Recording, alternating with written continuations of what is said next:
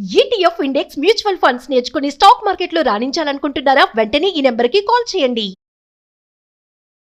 6JVR Jamalapuram వారి రత్నాంజలి. మీ అదృష్టాన్ని మార్చుకోవడం ఇప్పుడు కల కాదు, 6JVRతో సాధ్యం.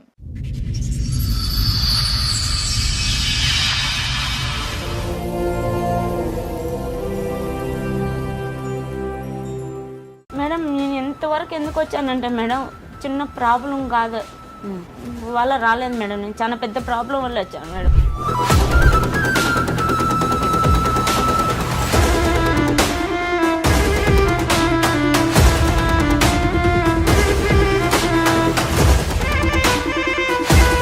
సమస్యలు ఉన్నాయి మేడం, రెండు మీ వల్ల తీర్తాయి. ఒకటి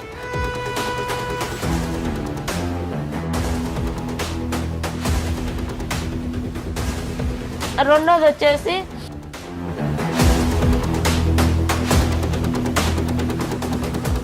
నా పరిస్థితి ఎవరికి రాకూడదు. దాన్ని నన్ను పెళ్లి చేసుకుని ఈ విధంగా మోసం చేసినారు. దాని సరియలు ముగ్గురు అన్నదమ్ములు సార్ నా జీవితంతో ఆడుకుంటున్నారు సార్, నా జీవితంతో ఆడుకుంటున్నారు. దాన్ని సార్ నా బాబు పాస్పోర్ట్ చేయించినాడు, అన్ని చేపించి లాస్ట్ కు నన్ను నడి రోడ్డు మీద వదిలేసినాడు సార్. కోవిడ్లో లైసెన్స్ సార్ ఎంత బండి తోలుతారు అక్కడికి. దయించి నా భర్తని ఇంటికి పంపిస్తే నా ప్రాబ్లమ్స్ అన్ని సాల్వ్ అయిపోతాయి సార్. నన్ను పంపేయండి సార్.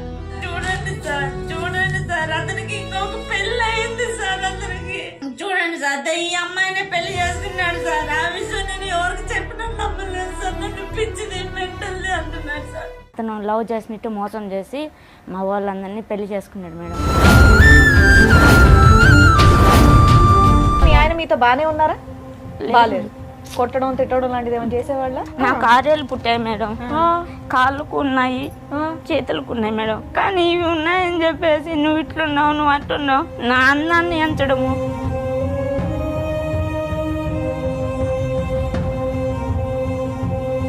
మా బావ పెద్ద బావకు పెళ్ళి అయిపోయి కూడా పిల్లకాయలు లేక నాకే బిడ్డను గడియమని నన్ను అడిగాడు మేడం.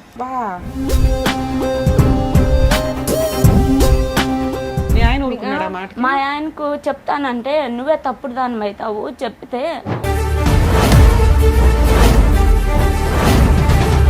మీ బావ ఎప్పుడైనా బలవంతం చేశాడా? ఇట్లా కప్పేసి బాబు పీక్ మీద కత్తి పెట్టేసి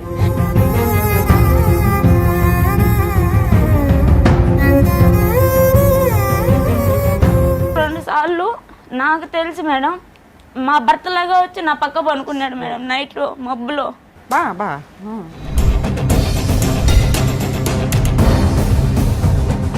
ఆ ఫ్లాట్లో ఉన్నోళ్ళు కూడా భర్తతో సంసారం చేస్తుంది, బావతో కూడా మళ్ళీ ఉంది, ఇద్దరు మొగుళ్ళతో సంసారం చేస్తుంది అని చాలా అసభ్యంగా మాట్లాడుకున్నారు సార్.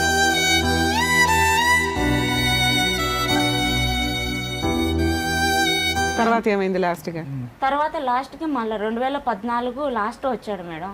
వచ్చి ఇంకా ఎంటికలు తీపిస్తాము బాబుకి అనుకునే లోపల మా చెల్లెల్ని నేను పెళ్లి చేసుకుంటున్నానని చెప్పి ఎంటర్ చేసేసాడు మేడం.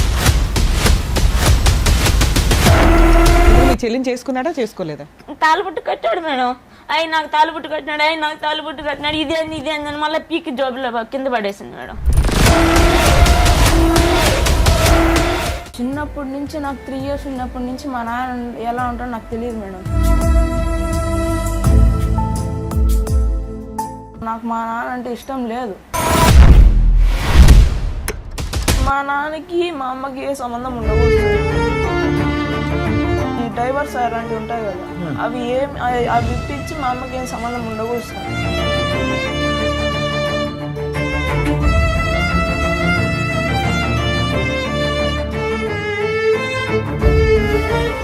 ఈ కార్యక్రమంలో మనతో పాటు ఉన్నారు ప్రముఖ హైకోర్టు అడ్వకేట్ రమ్యాకుల గారు.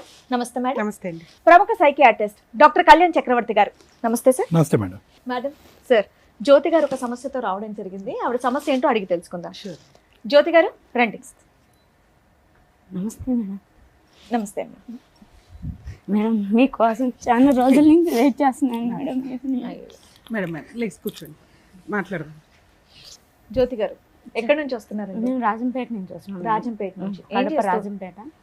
నేను ఇంట్లో హౌస్ వైఫ్. ఇంట్లో హౌస్ వైఫ్గా ఉన్నారు. హౌస్ వైఫ్, మిషన్ కుట్టుకుంటాను. ఓకే. ఇంకా అమ్మ వాళ్ళ ఇంట్లో ఉన్నాను మేడం ప్రస్తుతానికి. ఓకే. మీకు పెళ్ళయిందా? అయింది మేడం. ఎన్నేళ్ల క్రితం అయిందండి? 2010లో అయింది. Love marriage, arranged? అరేంజ్ మ్యారేజే, కానీ అతను లవ్ చేసినట్టు మోసం చేసి మా వాళ్ళందరినీ పెళ్లి చేసుకున్నాడు మేడం. ఒక మీరు లవ్ చేయలేదు కానీ అతను మిమ్మల్ని ఇష్టపడి మీ పెద్దవాళ్ళతో మాట్లాడి మిమ్మల్ని పెళ్లి చేసుకున్నాడు మేడం. ఓకే. ఏ సంవత్సరంలో పెళ్లి అయిందమ్మా? 2010 10వ నెల 21వ సరే, తేదీ 2010లో అయింది. 2010లో అయింది సార్. పిల్లలు? ఒక బాబు సార్. ఒక బాబు వెనకాల పాప పుట్టి చనిపోయింది. ఓకే. దాదాపు 15 ఏళ్ల తర్వాత మీరు మీ అమ్మ వాళ్ళ ఇంట్లో ఉన్నాను అని కంప్లైంట్ చేయడానికి ఇక్కడ వరకు 10 సంవత్సరాల నుంచి ఉన్నాను మేడం. 10 సంవత్సరాల నుంచి అమ్మ దగ్గరే ఉన్నారు? అమ్మ వాళ్ళ ఇంట్లోనే ఉన్నాను మేడం. మీ హస్బెండ్ ఏం చేస్తారు, మీరేం చేస్తారు? అంటే నేను చదువుకోలేదు మేడం, ఇంట్లోనే ఉన్నాను. నానమ్మ దగ్గర ఉన్నాను. మా నాన్నమ్మ దగ్గర. ఇంకా మా అమ్మ మా నాన్న ఇంకా మాకు పొలాలు ఏం పనిలేదని చెప్పేసి కోయట్కి వెళ్ళారు మేడం బతుకు తీరు కోసం. నాకు ఒక చెల్లి ఒక తమ్ముడు ఉన్నారు. వాళ్ళకి చదువు అబ్బింది, నాకు అబ్బలేదు. దానివల్ల ఇంకా కోయట్లో ఉన్నారు. మా బంధువులు చేశారు మేడం నాకు పెళ్ళి. మా బంధువులు అంటే మీ పేరెంట్స్ అక్కడే ఉన్నారు కాబట్టి మీ చుట్టాలు. అంటే ఎవరి దగ్గర ఉండేదానివి నువ్వు? మా నాన్నమ్మ దగ్గర. నానమ్మ దగ్గర బాగా మేము పల్లెలో ఉన్నాం కానీ బాగా పరువుగానే ఉన్నాను మేడం. కానీ మీరు ఎంతమంది అక్క చెల్లెలు అన్నదమ్ములు ఎంతమంది అమ్మా మీరు? 2 అక్క చెల్లెలు, ఒక అన్న తమ్ముడు సార్. నీకంటే 2 ఉన్నారా? పెద్ద ఆడపిల్ల పెద్ద, నెక్స్ట్ తమ్ముడు, లాస్ట్ చెల్లి. రాకూడదని రాలేదమ్మా, లేదంటే రాలేక రాలేదా మీ తల్లిదండ్రులు అంత దూరం నుంచి? అంటే కూతురు పెళ్లికి తల్లిదండ్రులు రాకపోవటం ఏంటి? మా నాన్న వచ్చాడు సార్ పెళ్లికి. అమ్మ రాలేని పరిస్థితుల్లో కోయట్ ఇంట్లో ఇరకపోయింది, పెళ్లికి రాలేదు. నాన్న వచ్చారు? నాన్న వచ్చాడు. సో అందరికి ఈ పెళ్లి ఇష్టమే. నీ వయసు ఎంత పెళ్ళైనప్పుడు? నా వయసు అప్పటికి 17 పూర్తి అయిపోయి 18 ఎంట్రింగ్ సార్ నాది. మీ వాళ్ళకి ఎందుకు ఇష్టం లేదు? మా వాళ్ళకి ఎందుకు ఇష్టం లేదంటే మేడం, వాళ్ళు మంచి వాళ్ళు కాదంట మేడం. ఎవరు కనిపెట్టారు మీ ఇంట్లో? మా నాన్న కనిపెట్టాడు మేడం. మీ నాన్న వచ్చిందే పెళ్లికి కదా నాన్న? పెళ్లికి వచ్చాడు మేడం. కుటుంబం తెలుసా? తెలుసు మేడం. ఫస్ట్ మా అమ్మమ్మ వాళ్ళ ఊళ్ళో చేసుకున్నారంట సార్. వాళ్ళ మేనత్త వాళ్ళు, మా మొగుడు మేనత్త వాళ్ళు చేసుకున్నారంట. చేసుకొని వాళ్ళు ఏదో ప్రాబ్లమ్స్ వల్ల చనిపోయినారంట వాళ్ళు, ఫ్యామిలీ. దానివల్ల వాళ్ళు మంచోళ్ళు కాదు, నువ్వు చేయలేవమ్మా, వద్దు. ఒక్క సంఘటనతోనే ఆ కుటుంబం మంచిది కాదు అని అన్నాడు అతను. మొత్తం ఫ్యామిలీ చనిపోయిందా? ఫ్యామిలీ లేదు, వాళ్ళిద్దరు భార్యాభర్తలు చనిపోయినారు. మా భర్త వాళ్ళ మేనమామ మేనత్త వాళ్ళు చనిపోయినారు. సరే, అర్థమైంది. చనిపోయినారు. దాంతో మా నాన్న వద్దు, వాళ్ళు ఏలుకోరు, వాళ్ళు పెళ్లి చేసుకున్నా వాళ్ళు మంచి వాళ్ళు కాదు, వద్దు, నా తల తాకట పెట్టైనా కూడా నేను ఏడనో చాట పెళ్లి చేస్తానన్నాడు సార్. ఈ సంబంధం తీసుకొచ్చింది ఎవరు నీకు? నాకు తీసుకొచ్చింది మా పెద్ద మేనత్త వాళ్ళ ఆడబిడ్డ, వాళ్ళ అన్నదమ్ములు. సంబంధం వచ్చిందని మీ నాన్నకి అమ్మకి ఫోన్ చేసి చెప్పుకుంటారు కదా, అప్పుడే మీ నాన్న అబ్జెక్షన్ పెట్టేయచ్చు, మా అమ్మాయికి మేము వేరే సంబంధం చూసుకుంటాం. పెట్టాడు మేడం. మరి ఎందుకు చేశారు? పెట్టాడు, కానీ మా అమ్మకి మా నాన్నకు మధ్య గొడవ పెట్టేశారు మేడం వాళ్ళు. అంటే ఏదో వాళ్ళకి సంథింగ్ కుటుంబ కక్షలు అయితే ఉన్నాయి మేడం, ఏదో మా పెద్దవాళ్ళకు ఏదో ఉన్నాయి. కానీ దాంట్లో నన్ను ఇన్వాల్వ్ చేశారు మేడం. ఇన్వాల్వ్ చేసేసారు. చేసుకున్నాడు. బేస్తవారం అంటే బుధవారం వచ్చింది మేడం మా అత్తను తొడుకొని. అంటే పెద్దమ్మ అవుతుంది మేడం నాకు, ఆమె పేరు ఎల్లమ్మ. ఆమె తొడుకొని వచ్చింది. మా అత్త వాళ్ళు బుధవారం వచ్చిపోయినాడు. బేస్తవారము మళ్ళీ మా భర్తను తొడుకొని వచ్చింది. మళ్ళీ బేస్తవారం నిశ్చితార్థం, మళ్ళీ బేస్తవారం పెళ్లి చేసుకున్నాడు. పెళ్ళి 9 రోజులకి వెళ్ళిపోయినాడు మేడం కోయట్కి. ఆయన కూడా కువైట్ లోనే ఉంటాడా? కోయట్కి వెళ్ళిపోయాడు మేడం. అతను వాళ్ళు మాకేం బంధువులు ఏం కాదు మేడం, మాకు చాలా అసలు సంబంధమే లేదు. ఏం చేసేవాడమ్మా మీ ఆయన పెళ్ళైన కొత్తలో కువైట్ లో? అక్కడ కోయట్ లో ఎప్పటి నుంచో ఉన్నాడు. ఏం పని చేసేవాడు? డ్రైవర్ అంట సార్. డ్రైవర్. కంపెనీ మీద ప్లాస్టిక్ సామాన్లు అన్ని తిని పడేసేటి అవి ఉంటాయి కదా సార్, అన్ని షాప్. పెళ్ళైన 9వ రోజుకి వెళ్ళిన వ్యక్తి మళ్ళీ ఎప్పుడు వచ్చాడమ్మా నీ జీవితం? మళ్ళీ రాలేదు సార్. మళ్ళీ నన్నే కోయట్కి సంవత్సరానికి తీసుకున్నాడు సార్. నువ్వు వెళ్ళావా? మళ్ళీ అక్కడికి సంబంధమే కువైట్ లో ఉన్నప్పుడు మీ అమ్మ నాన్న అక్కడ కూడా అబ్బాయిని పలకరించి ఉండొచ్చు కదా, అందరూ ఒకే చాట ఏ సండేనో కలవచ్చు కదా. బాబు ఇట్లా మరి మా అమ్మాయిని బాగా చూసుకుంటావా, ఇది కాదని ఆయన అక్కడ మాట్లాడవచ్చు కదా. మాట్లాడలేదు మేడం, ఇక్కడ ఇంటి దగ్గరే వీళ్ళే మాట్లాడినారు మేడం. సరే, పెళ్ళైనాక అబ్బాయి అనటం ఏంటంటే నేను కువైట్ వెళ్ళిపోతాను, నీకు వీసా పాస్పోర్ట్స్ ఇవన్నీ వేసి తీసుకెళ్తాను అన్నాడు. ఒక 1 year కి తీసుకెళ్ళాడు. అక్కడ ఎవరెవరు ఉండేవాళ్ళు? అక్కడ నన్ను తీసుకున్నాడు. నన్ను తీసుకున్న తర్వాత మా బావ వాళ్ళు 2 ఉన్నారు. ఒక బావ వచ్చిపోతా ఉన్నాడు, ఒక బావ ఎక్కువ మా దగ్గర ఉండి డ్యూటీకి వెళ్తా ఉన్నాడు. ఇంకా వాళ్ళే ఉన్నారు మేడం. మీ బావకి పెళ్ళయిందా? మా బావ పెద్ద బావకు పెళ్ళి అయిపోయి కూడా పిల్లకాయలు లేక అక్కడ వాతావరణంకి పుడతారని వచ్చి, అతను వాతావరణంకి పుట్టారో లేదో దేవుడు ఎరుగు, కానీ నాకే బిడ్డను గడియమని నన్ను అడిగారు మేడం. నన్నే బిడ్డను గడియమని అడిగారు మేడం. అసహ్యంగా మాట్లాడారు అక్కడ? అవును మేడం. అమ్మ నాన్న ఉన్నారు, కంప్లైంట్ ఇవ్వకపోయేట్లేదు, అసహ్యంగా మాట్లాడారు. నా పెళ్ళప్పటి నుంచి నేను ఇంకా వాళ్ళ మాట నేను చేసుకున్నానని చెప్పేసి ఆ బుద్ధి నుంచి ఈ బుద్ధి వరకు నన్ను మీ పేరెంట్స్ పట్టించుకోవట్లేదు మేడం. కదమ్మా ఇక్కడ నువ్వు అన్న మాట కొంచెం ఇబ్బందికరంగా ఉంది. మీ బావతో నిన్ను పిల్లని కనమన్నారా లేకపోతే మిమ్మల్ని పిల్లలు కానీ ఒక పిల్లని ఎక్స్ట్రా ఇమ్మన్నారా? బావతోనే బావతోనే మేడం. మీ ఆయన ఊరుకున్నాడా మాట? మా ఆయనకు చెప్తానంటే నువ్వే తప్పుడు దాని అవుతావు, చెప్తే నా మాట వింటాడు మా తమ్ముడు. నేను ఎట్ట చెప్తే అట్టే వింటాడు మా మీరు తమ్ముడు. చెప్పారా లేదా ఇంతకి ఇలా అన్నా సరే మీ ఆయనతో? నేను చెప్పలేదు మేడం. మీ మా ఆయన ఆయన అక్కడ తీసుకెళ్ళాక మీ ఆయన మీతో బానే ఉన్నారా? లేదు. బాలేదు. కొట్టడం తిట్టడం లాంటిది ఏమైనా చేసేవాళ్ళ? అంతే. ఆ భయం ఆరేళ్ళు చెప్పలేదా? ఉన్నాయి నాకు, 6 ఏళ్ళు పుట్టాయి మేడం. కాళ్ళకు ఉన్నాయి, చేతులకు ఉన్నాయి మేడం. అవి పుట్టడం నా తప్ప మేడం? అది చెప్పండి. పెళ్లిలోనే చూస్తుంటారు కదమ్మా. నేను ఇష్టపడే ఏమన్నా చేసుకున్నాను దాచిపెట్టుకుంటే దాగేటి కాదు కదా మేడం.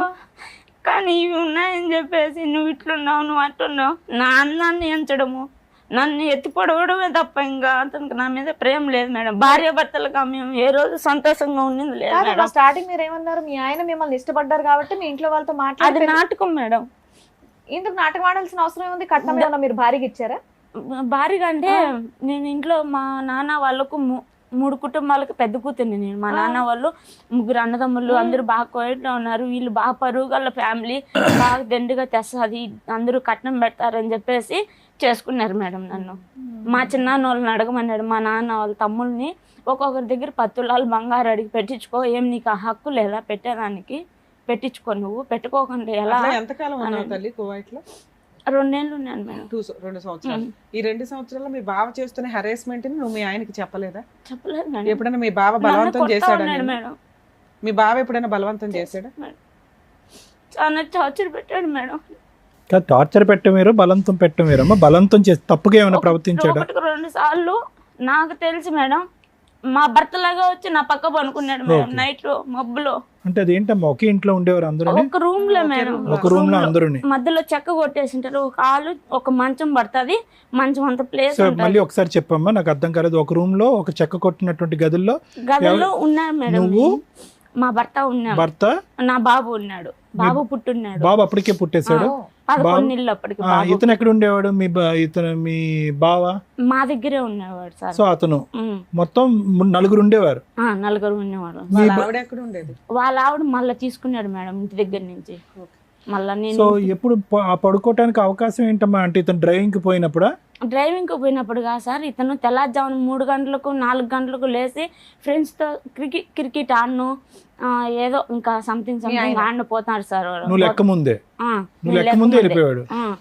బాబు వచ్చేసి 1-2 వరకు నిద్రపోయేది లేదు సార్. బాబు డబ్బా పాలు బాబుకి, నా పాలు లేదు. సో మీకు కూడా చాలా మత్తు నిద్రలో ఉండేవారు. మత్తు ఇంకా నిద్రపోతే మెలకమే ఉండేది లేదు సార్. బాబుతో నాకు అప్పుడు ఇతను వచ్చి పక్కన పడుకునేవాడు. 2 సార్లు పనుకున్నాడు సార్. 2 సార్లు పనుకొని అది కనుక్కొని నేను కొట్టి, ఆ ఫ్లాట్ లో ఉన్న వాళ్ళు కూడా భర్తతో సంసారం చేస్తుంది, బావతో కూడా మళ్ళీ ఉంది, 2 మొగుళ్ళతో సంసారం చేస్తుంది అని చాలా అసహ్యంగా మాట్లాడుకున్నారు సార్. ఆ బిల్డింగ్ లో ఉన్న వాళ్ళు, ఆ బిల్డింగ్ లో ఉన్న వాళ్ళు. ఇంత రూమ్ ఉంటుంది, ఇంత రూమ్ లో 2 ఫ్యామిలీలు. మీ ఆయన బుద్ధి లేదమ్మా? ఇట్లా మా ఆవిడని ఇబ్బంది పెడుతున్నాడు, మా బ్రదర్ బయటకు పంపించేద్దాం ఎప్పుడు అనుకోలేదా? నేను మా భర్త ముందర ఒకలాగా ఉంటారు మేడం. కానీ నువ్వు చెప్పింది నమ్మాలి కదా తల్లి.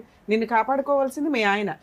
ఇలా బుద్ధి లేదు, ఏదో నిన్నే కొడతాడు చెప్తే. నువ్వేమో ఫస్ట్ నైట్ నుంచి కూడా నాకు అతనితో సంతోషం లేదు మేడం. నాకు ఒక జంతువులు పెంపకం ఎంతో, భార్యాభర్తల పెంపకం మాది కూడా అంతే మేడం. అందుకే ఇప్పుడు దాన్ని చెప్పేదాన్ని బట్టి ఏంటంటే ఇక్కడ నీ బావ పెద్ద రాక్షసుడా మీ ఆయనే పెద్ద రాక్షసుడా అనేది మాకు ఇప్పుడు డౌట్ ఉంది. ఇప్పుడు మీ బావకి, ఒక నిమిషం అమ్మా, మీ ఆయనకి మీ బావగారు చేసేటటువంటి ప్రతి పని అతనికి ఎరిగినే.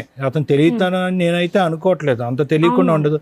ఎందుకంటే అతను క్రికెట్ మ్యాచ్ నుంచో ఎక్కడి నుంచో తిరిగి వచ్చాక నువ్వు మొహం ఇలా పెట్టడం, అలా పెట్టడం, మూడీగా పెట్టడం పెడతావు. ఉంటాడు అతను ఎలాగా ఉన్నాయి? నీ మొహంలో బాధ అయితే నీ భర్తకు తెలుస్తుంది కదా, ఎందుకు అలా ఉన్నావు అని ఒక మాట్లాడతాడు కదా. ఎందుకు అలా ఉన్నావు అని నన్ను కొడతాడు. నోట్లో మాట కనీసం ఏ రోజు అడిగినోడు కాదు సార్ నన్ను. ఏమి కష్టం ఉంటే నా కష్టం ఇదే అని చెప్తే వినే పరిస్థితిలో కూడా ఉండడు. ఏదన్నా ఎప్పుడైనా చెప్తే ఏదో నిన్నే కొడతాడు. దానికి భయపడి నువ్వు ఈయన ఎంత చేస్తున్నా ఏం చెప్పేదాన్ని కాదు. ఉండలేక ఇక్కడేమో అమ్మా నాన్న సపోర్ట్ చేయరు, ఇక్కడేమో భర్త సపోర్ట్ చేయడు. ఈ 2 తెలిసి వీడేమో మృగం లాగా నీ మీద మధ్య మధ్య ట్రైల్ అయితే వేస్తూ ఉన్నాడు. ఎప్పుడైనా ఏమైనా చేశాడా లేకపోతే తెలియదు మేడం, దేవుడికే తెలియాలన్నా. ఎంత నిద్రపోయినా ఏమన్నా కలుస్తుంటే తెలుస్తుంది కదమ్మా ఫిజికల్ గా. అతను మా భర్త లాగానే 2 సార్లు ప్రవర్తించాడు మేడం. దానివల్ల నేను సరే. కనుక్కున్నాను మేడం. నువ్వు చెప్తూ అమ్మా మీరు చెప్పేది నిజంగా నమ్మసక్యంగా లేదు, మీరేమనుకోవద్దు. ఎంత ఆ నిద్ర మాత్రం తెలియకుండా ఎందుకు ఉంటుందమ్మా? ఒక పసిపిల్ల తల్లి అనుకో, పసిపిల్లడు కదులుతున్నాడా పక్క వెళ్తున్నాడా మినిమం సెన్సెస్ అనేవి ఉంటాయి ఎవరికైనా కనుక్కున్నా సరే. మేడం నేను మళ్ళా. అరే ఆ మాత్రం తెలియకుండా ఎలా ఉంటది? భలే పెట్టుకున్నాను. చెప్తున్నావే. సో నీ ఉద్దేశం ఏంటంటే కలిశాడు బలవంతంగా, నా పర్మిషన్ అది లేకుండా? దేవుడు తెలియదు. తెలియదు. నన్ను చెప్పకు, పిల్లోడు ఉన్నాడు కదా, నీకు అట్లా చేశాడు అంతవరకే, ట్రై చేశాడు అనేది నీకు తెలిసినంత వరకు. ఓకే వదిలే, ఇది అంత కంటిన్యూ సరే చేశాడు. మీరు అక్కడే ఉన్నా అన్నారు కదా, మరి డెలివరీలు ఇవన్నీ ఏంటి మీరు ఒక్కరే చూసుకున్నారా? అక్కడే ఉన్నాను మేడం. మా అత్త చూసింది మేడం డెలివరీకి. మీ అత్త కూడా అక్కడే ఉంటుందా? మా మేనత్త చూసింది మేడం. నాకు సో బాబు delivery- అక్కడే పుట్టాడమ్మా. బాబు అక్కడే పుట్టాడు. మీ అబ్బాయి పుట్టినాక కూడా మీ పేరెంట్స్ రాలేదా? నిన్ను దగ్గర తీసుకోలేదా? తీసుకున్నారు వచ్చారు మేడం, దగ్గరికి తీసుకున్నారు. కానీ ఇతను బంగారు తెమ్మనేవాడు, పెట్టించుకోమనేవాడు. మా అక్కడ మీరు వాళ్ళు పని చేసే వాళ్ళ ఇంట్లోనే ఉండేవాళ్ళు? ఇంట్లోనే ఉన్నాను మేడం. బ్యూటీ పార్లర్ పనికి సరే. పంపిస్తా సరే ఉన్నాడు. 2 ఏళ్ళు అక్కడ ఉన్నారు. దాని తర్వాత తర్వాత ఏం ఎప్పుడు వచ్చారు ఇండియాకి? ఇండియాకి 2014లో వచ్చేసాను మేడం. ఎందుకు వచ్చేసారు? అక్కడ టార్చర్లు ఉండలేక ఇంటికి ఆ వచ్చేసాను. భరించలేక వచ్చేసారు. బాబుని తీసుకుని మరి ఆడ ఉండేదానికంటే ఇంటికి వచ్చేదే బెస్ట్ అనిపించేసింది యా సార్ నాకు. అండర్స్టాండ్ అమ్మా. సో కానీ ఇంటికి టికెట్ ఎవరు కొన్నారు? తిరిగి రావడానికి ఖర్చు ఎవరు పెట్టుకున్నారు? అతనే పెట్టుకున్నాడు. అతనే పెట్టుకున్నాడు. సో నువ్వు వెళ్ళిపోవటం అనేది అతనికి అభ్యంతరం ఏం లేదు. ఏం లేదు. వెళ్ళకూడదంటే నేను టికెట్ ఎప్పుడెప్పుడు కొని ఉండేవాడు పోతానా అని కాదు. పంపించేశాడు మేడం. కాదు, వెళ్ళొద్దు అనుకునేవాడు, టికెట్ కొని ఉండేవాడు కాదు కదా. ఉమ్, సో నువ్వు వెళ్ళిపోవటమే అతనికి ఇష్టం. ఉమ్. మరి బాబు కూడా ఇష్టం లేదు అతనికి? 2 సంవత్సరాల అబ్బాయి, 2-3 సంవత్సరాల అబ్బాయి. కరెక్ట్ గా 2 సంవత్సరాలు 16 నెలలకు ఎత్తుకొచ్చినా సార్. బాబుకి 16 నెలలు ఉన్నప్పుడు ఎత్తుకొని వచ్చాను. మళ్ళీ ఇంటికి వచ్చినప్పటి నుంచి మళ్ళీ పట్టించుకోలేదు సార్. సరే బాబు కాదమ్మా, మరి పెళ్ళైన తర్వాత 9 రోజులకే అక్కడికి రప్పించేసాడని చెప్పేసి అన్నారు కదా మీరు. ఇక్కడి నుంచి వెళ్ళిపోయాడు మేడం, ఇంటి దగ్గర ఆయన నుంచి. రప్పించాల్సిన అవసరం ఉండేది కాదు కదా, మీరంటే ఇష్టం ఉంటే. నన్ను మళ్ళీ తీసుకున్నాడు మేడం చూపుకి. అందరూ మా వాళ్ళల్లో మంచిదానికి. ఇప్పుడు ప్రజెంట్ ఏం జరుగుతుందంటే అందరూ నాన్న, నువ్వు మంచిగా అక్కడి నుంచి వచ్చేటప్పుడు గొడవతో నీతో విడిపోతున్నాను అని చెప్పి వచ్చి ఉండకపోవచ్చు, అంతే? మంచిగా పంపించాడు. మంచిగానే, నువ్వు మంచిగానే వచ్చావు, అతను మంచిగానే పంపించాడు. ఇక్కడికి వచ్చినాక ఆమె ముందు ఆ సంఖ్యలలో నుంచి బయటకు వస్తే చాలరా బాబా అని నువ్వు లౌక్యంగా ఇండియా వచ్చావు, అంతేనా? ఓకే. ఎందుకంటే ఆయన దగ్గరుండి గొడవ పడినాక ఎవడో టికెట్లు కొండవు, నువ్వు ఏడపోతా పో అంటాడు. నేను అతను ఇట్లా భర్తకు చెప్పుకోలేక ఇటు బావగారితో, అందులో మళ్ళీ మా తోడుకోడలు వచ్చేసింది తీసుకొని. సరే, మీ అమ్మ నాన్న అక్కడే ఉన్నారుగా, అక్కడే ఉండి అక్కడే ఏదైనా పని చేసుకుంటూ ఉండొచ్చు. ఇండియాలో ఎవరున్నారు నాన్న నీకు? అమ్మ కోయట్ ఇంట్లో ఉంటది మేడం. అమ్మ సంపాదించలేదే మా తమ్ముడికి మాకు ఇల్లు గడవదు మేడం మాకు. అవును నాన్న. నాన్న ఉన్నాడు కదా, పోనీ మీ పిన్ని మేనత్ ఉంది, వాళ్ళంతా ఉన్నారు కదా, అక్కడే ఉండొచ్చుగా నువ్వు కూడా. అక్కడ వాళ్ళు ఉంటే ఎప్పుడు నీ వాళ్ళు అని ఏదో ఒక రకంగా టార్చర్ మేడం. నాకైతే ఏ రోజు సుఖం లేదు మేడం. ఇండియా వచ్చేస్తేనే సేఫ్ అనుకున్నావు నువ్వు, అక్కడ ఉండడం కంటే. ఓకే, వచ్చేసి ఇక్కడ ఏం చేసావు? ఇక్కడికి వచ్చాను మేడం, అత్త వాళ్ళ ఇంటికి వెళ్దాం అనుకున్నాను. అక్కడికి వెళ్తే ఇంకొక బావ తాగి కొడతాడు మేడం నన్ను. బాగా తాగి కొట్టేవాడు. అసలు ఉన్నావా ఎప్పుడైనా అత్తగారి ఇంట్లో? మరి లేనప్పుడు కొడతాడని ఎలా ఉన్నాను చెప్తాను మేడం కొద్ది రోజులు. ఆ 2 రోజుల్లోనే 2 సార్లు 3 సార్లు కొట్టాడు మేడం. ఇంట్లోకి వెళ్ళగానే కొట్టేస్తారు ఎవరైనా? కొట్టాడు మేడం. 8 లక్షలు డబ్బు తీసుకున్నాడు. 8 లక్షలు డబ్బు తీసుకున్నాడంట మేడం మా భర్త ఆయన దగ్గర. నిన్ను ఎందుకు కొట్టడం? వాళ్ళ తమ్ముడే కొట్టుకుంటే సరిపోతుంది. లేదంటే నిన్ను కొట్టాలని చెప్పి తాగి అతను ఎట్టంటే అట్ట మాట్లాడి కొట్టాడు మేడం. ఆ డబ్బులు పోలీస్ స్టేషన్ కి వెళ్ళి కంప్లైంట్ ఇవ్వలేదు? ఇచ్చాను మేడం. ఇచ్చితే పోలీస్ స్టేషన్ లో టౌన్ పోలీస్ స్టేషన్ లో ఇచ్చాను మేడం. ఇచ్చితే అతనికి కావాల్సిందల్లా తాగి అట్లా చేస్తున్నాడు పోమ్మా, నీ జోలికి రాడు, వచ్చితే ఇంకొకసారి కేసు కట్టేస్తాము, కేసు కట్టేసి ఇంకా జైల్లో పెట్టేస్తాం, నీ జోలికి రాడుపో అని చెప్పి సర్ది చెప్పి పంపించాడు. మళ్ళీ ఒకసారి మళ్ళీ అట్లే కొట్టనొచ్చాడు. 8 లక్షలు డబ్బులు ఇస్తావా అని చెప్పి ఒకరోజు మళ్ళీ కొట్టనొచ్చాడు మేడం. మళ్ళీ ఫోన్ చేశాను. మళ్ళీ ఫోన్ చేస్తే ఊళ్ళో పెద్ద మనుషులకు చెప్పారు. ఊళ్ళో పెద్ద మనుషులు చెప్తే ఆయనతో ఏం పని రా నీకు ఏం పని అవసరమా? మీ ఇద్దరు సంబంధమే అంతంత మాత్రం ఉన్నప్పుడు డైరెక్ట్ గా అతను కువైట్ లో ఫోన్ చేసి అతన్ని బెదిరించవచ్చు కదా. నిన్ను కొడితే ఏం లాభం? అక్కడ పడలేక కదా నువ్వు వెనక్కి వచ్చావు. అక్కడ పడలేక నువ్వేమి ఇక్కడ తీర్థయాత్రలకో ఇంకో దానికో రాలే కదమ్మా. అక్కడ పడలేక వెనక్కి వచ్చావు. ఆ పరిస్థితి అతనికి బాగా తెలుసు. నన్ను ఎందుకురా కొట్టేది, అక్కడ ఫోన్ చేశాడు కానీ చెప్పొచ్చుగా. చెప్పాను చెప్తే కూడా నన్ను నోట్లోంచి మాట రానిచ్చే వాళ్ళు లేదు సార్. నన్ను మళ్ళీ వెళ్ళావమ్మా ఎప్పుడైనా కువైట్? వెళ్ళాలి అప్పటి నుంచి. అప్పుడు నువ్వు కాపురం చేసింది 2 years కదా కువైట్ లో? 2 years ఉన్నాను అత్త వాళ్ళ ఇంట్లో. ఇంకా ఈ పెళ్ళైన నుంచి సంవత్సరం అటు ఇటుగా ఉంటా ఉన్నాను. తర్వాత ఏమైంది లాస్ట్ గా? తర్వాత లాస్ట్ కి మళ్ళీ 2014 లాస్ట్ వచ్చాడు మేడం. బాబుకి ఎంటుకలు తీపియాలని చెప్పేసి. నేను వచ్చిన ఒక 5-6 నెలలకి వచ్చాడు. అప్పటికి ఇంకా 2015 స్టార్ట్ అయింది మేడం. బాబుకి 3వ సంవత్సరం అనింది. 11 నెల 12వ తేదీకి వచ్చి ఎంటుకలు తీపియాలని చెప్పి అన్ని చూశాడు మేడం. చూడడంలో ఏం చేశాడంటే అప్పటికి నేను మా అమ్మ వాళ్ళ ఇంటి దగ్గరికి వెళ్ళాను మేడం. నేను ఇక్కడ బాబుని పెట్టుకొని ఉండలేక ఎవరు పట్టించుకునే వాళ్ళు కాదు. ఖర్చులన్నీ పంపించాడా ఆ 1 year లో? 6 నెలలు పంపించాడు మేడం. ఓకే.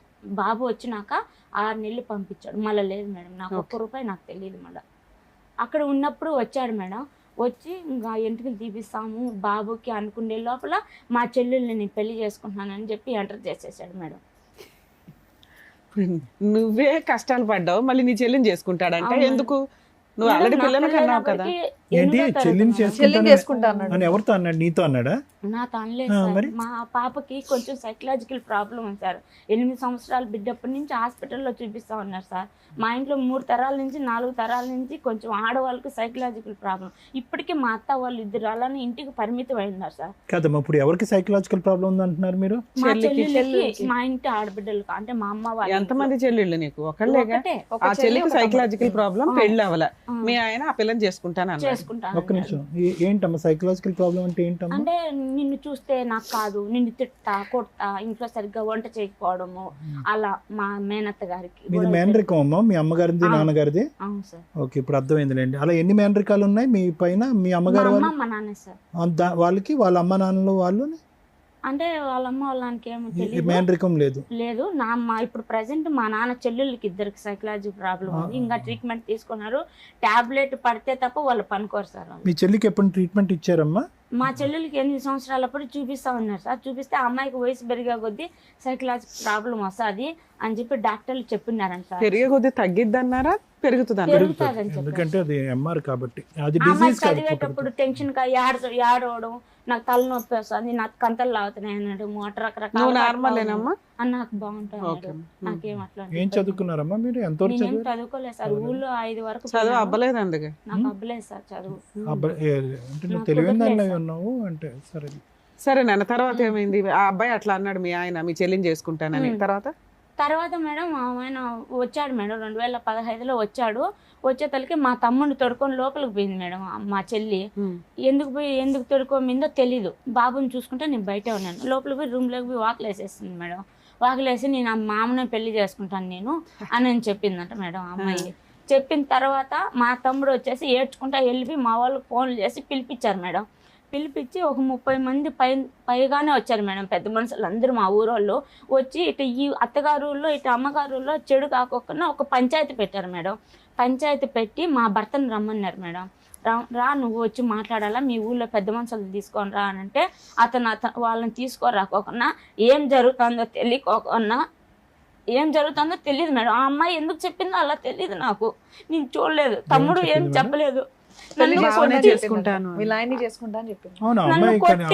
ఇట్లా బయట జరిగి ఇట్లా కప్పేసి మా పెద్దవాళ్ళు నన్ను తోసేసాడు మేడం. నన్ను బాబు పీక్ మీద కత్తి పెట్టేసి ఇప్పుడు ఎంత నెత్తి నోరు బాదుకున్నా కూడా ఎవరు నమ్మడం లేదు మేడం. నన్ను ఏదో ఇంట్లోనే పెద్ద మనుషులు తోసేసాడు. నమ్మకపోవడం ఏంటి? అందరూ చూస్తూ ఉంటారు కదమ్మా.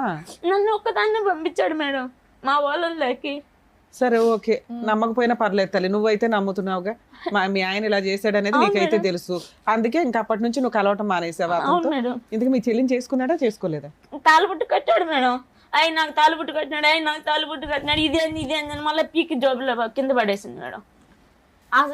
పెద్ద మనుషులు ఏం చేస్తున్నారు? పెద్ద మనుషులు లేరు. చీకట్లో ఈయన అక్కడే ఉన్నప్పుడు చేశాడు. వాళ్ళు కలిసి ఉన్నారా? మా అత్త వాళ్ళ ఇంట్లో చేశాడు మేడం. తర్వాత ఏమైంది? ఆ తర్వాత మళ్ళా పెద్ద మనుషులకి నన్ను పంపించాడు.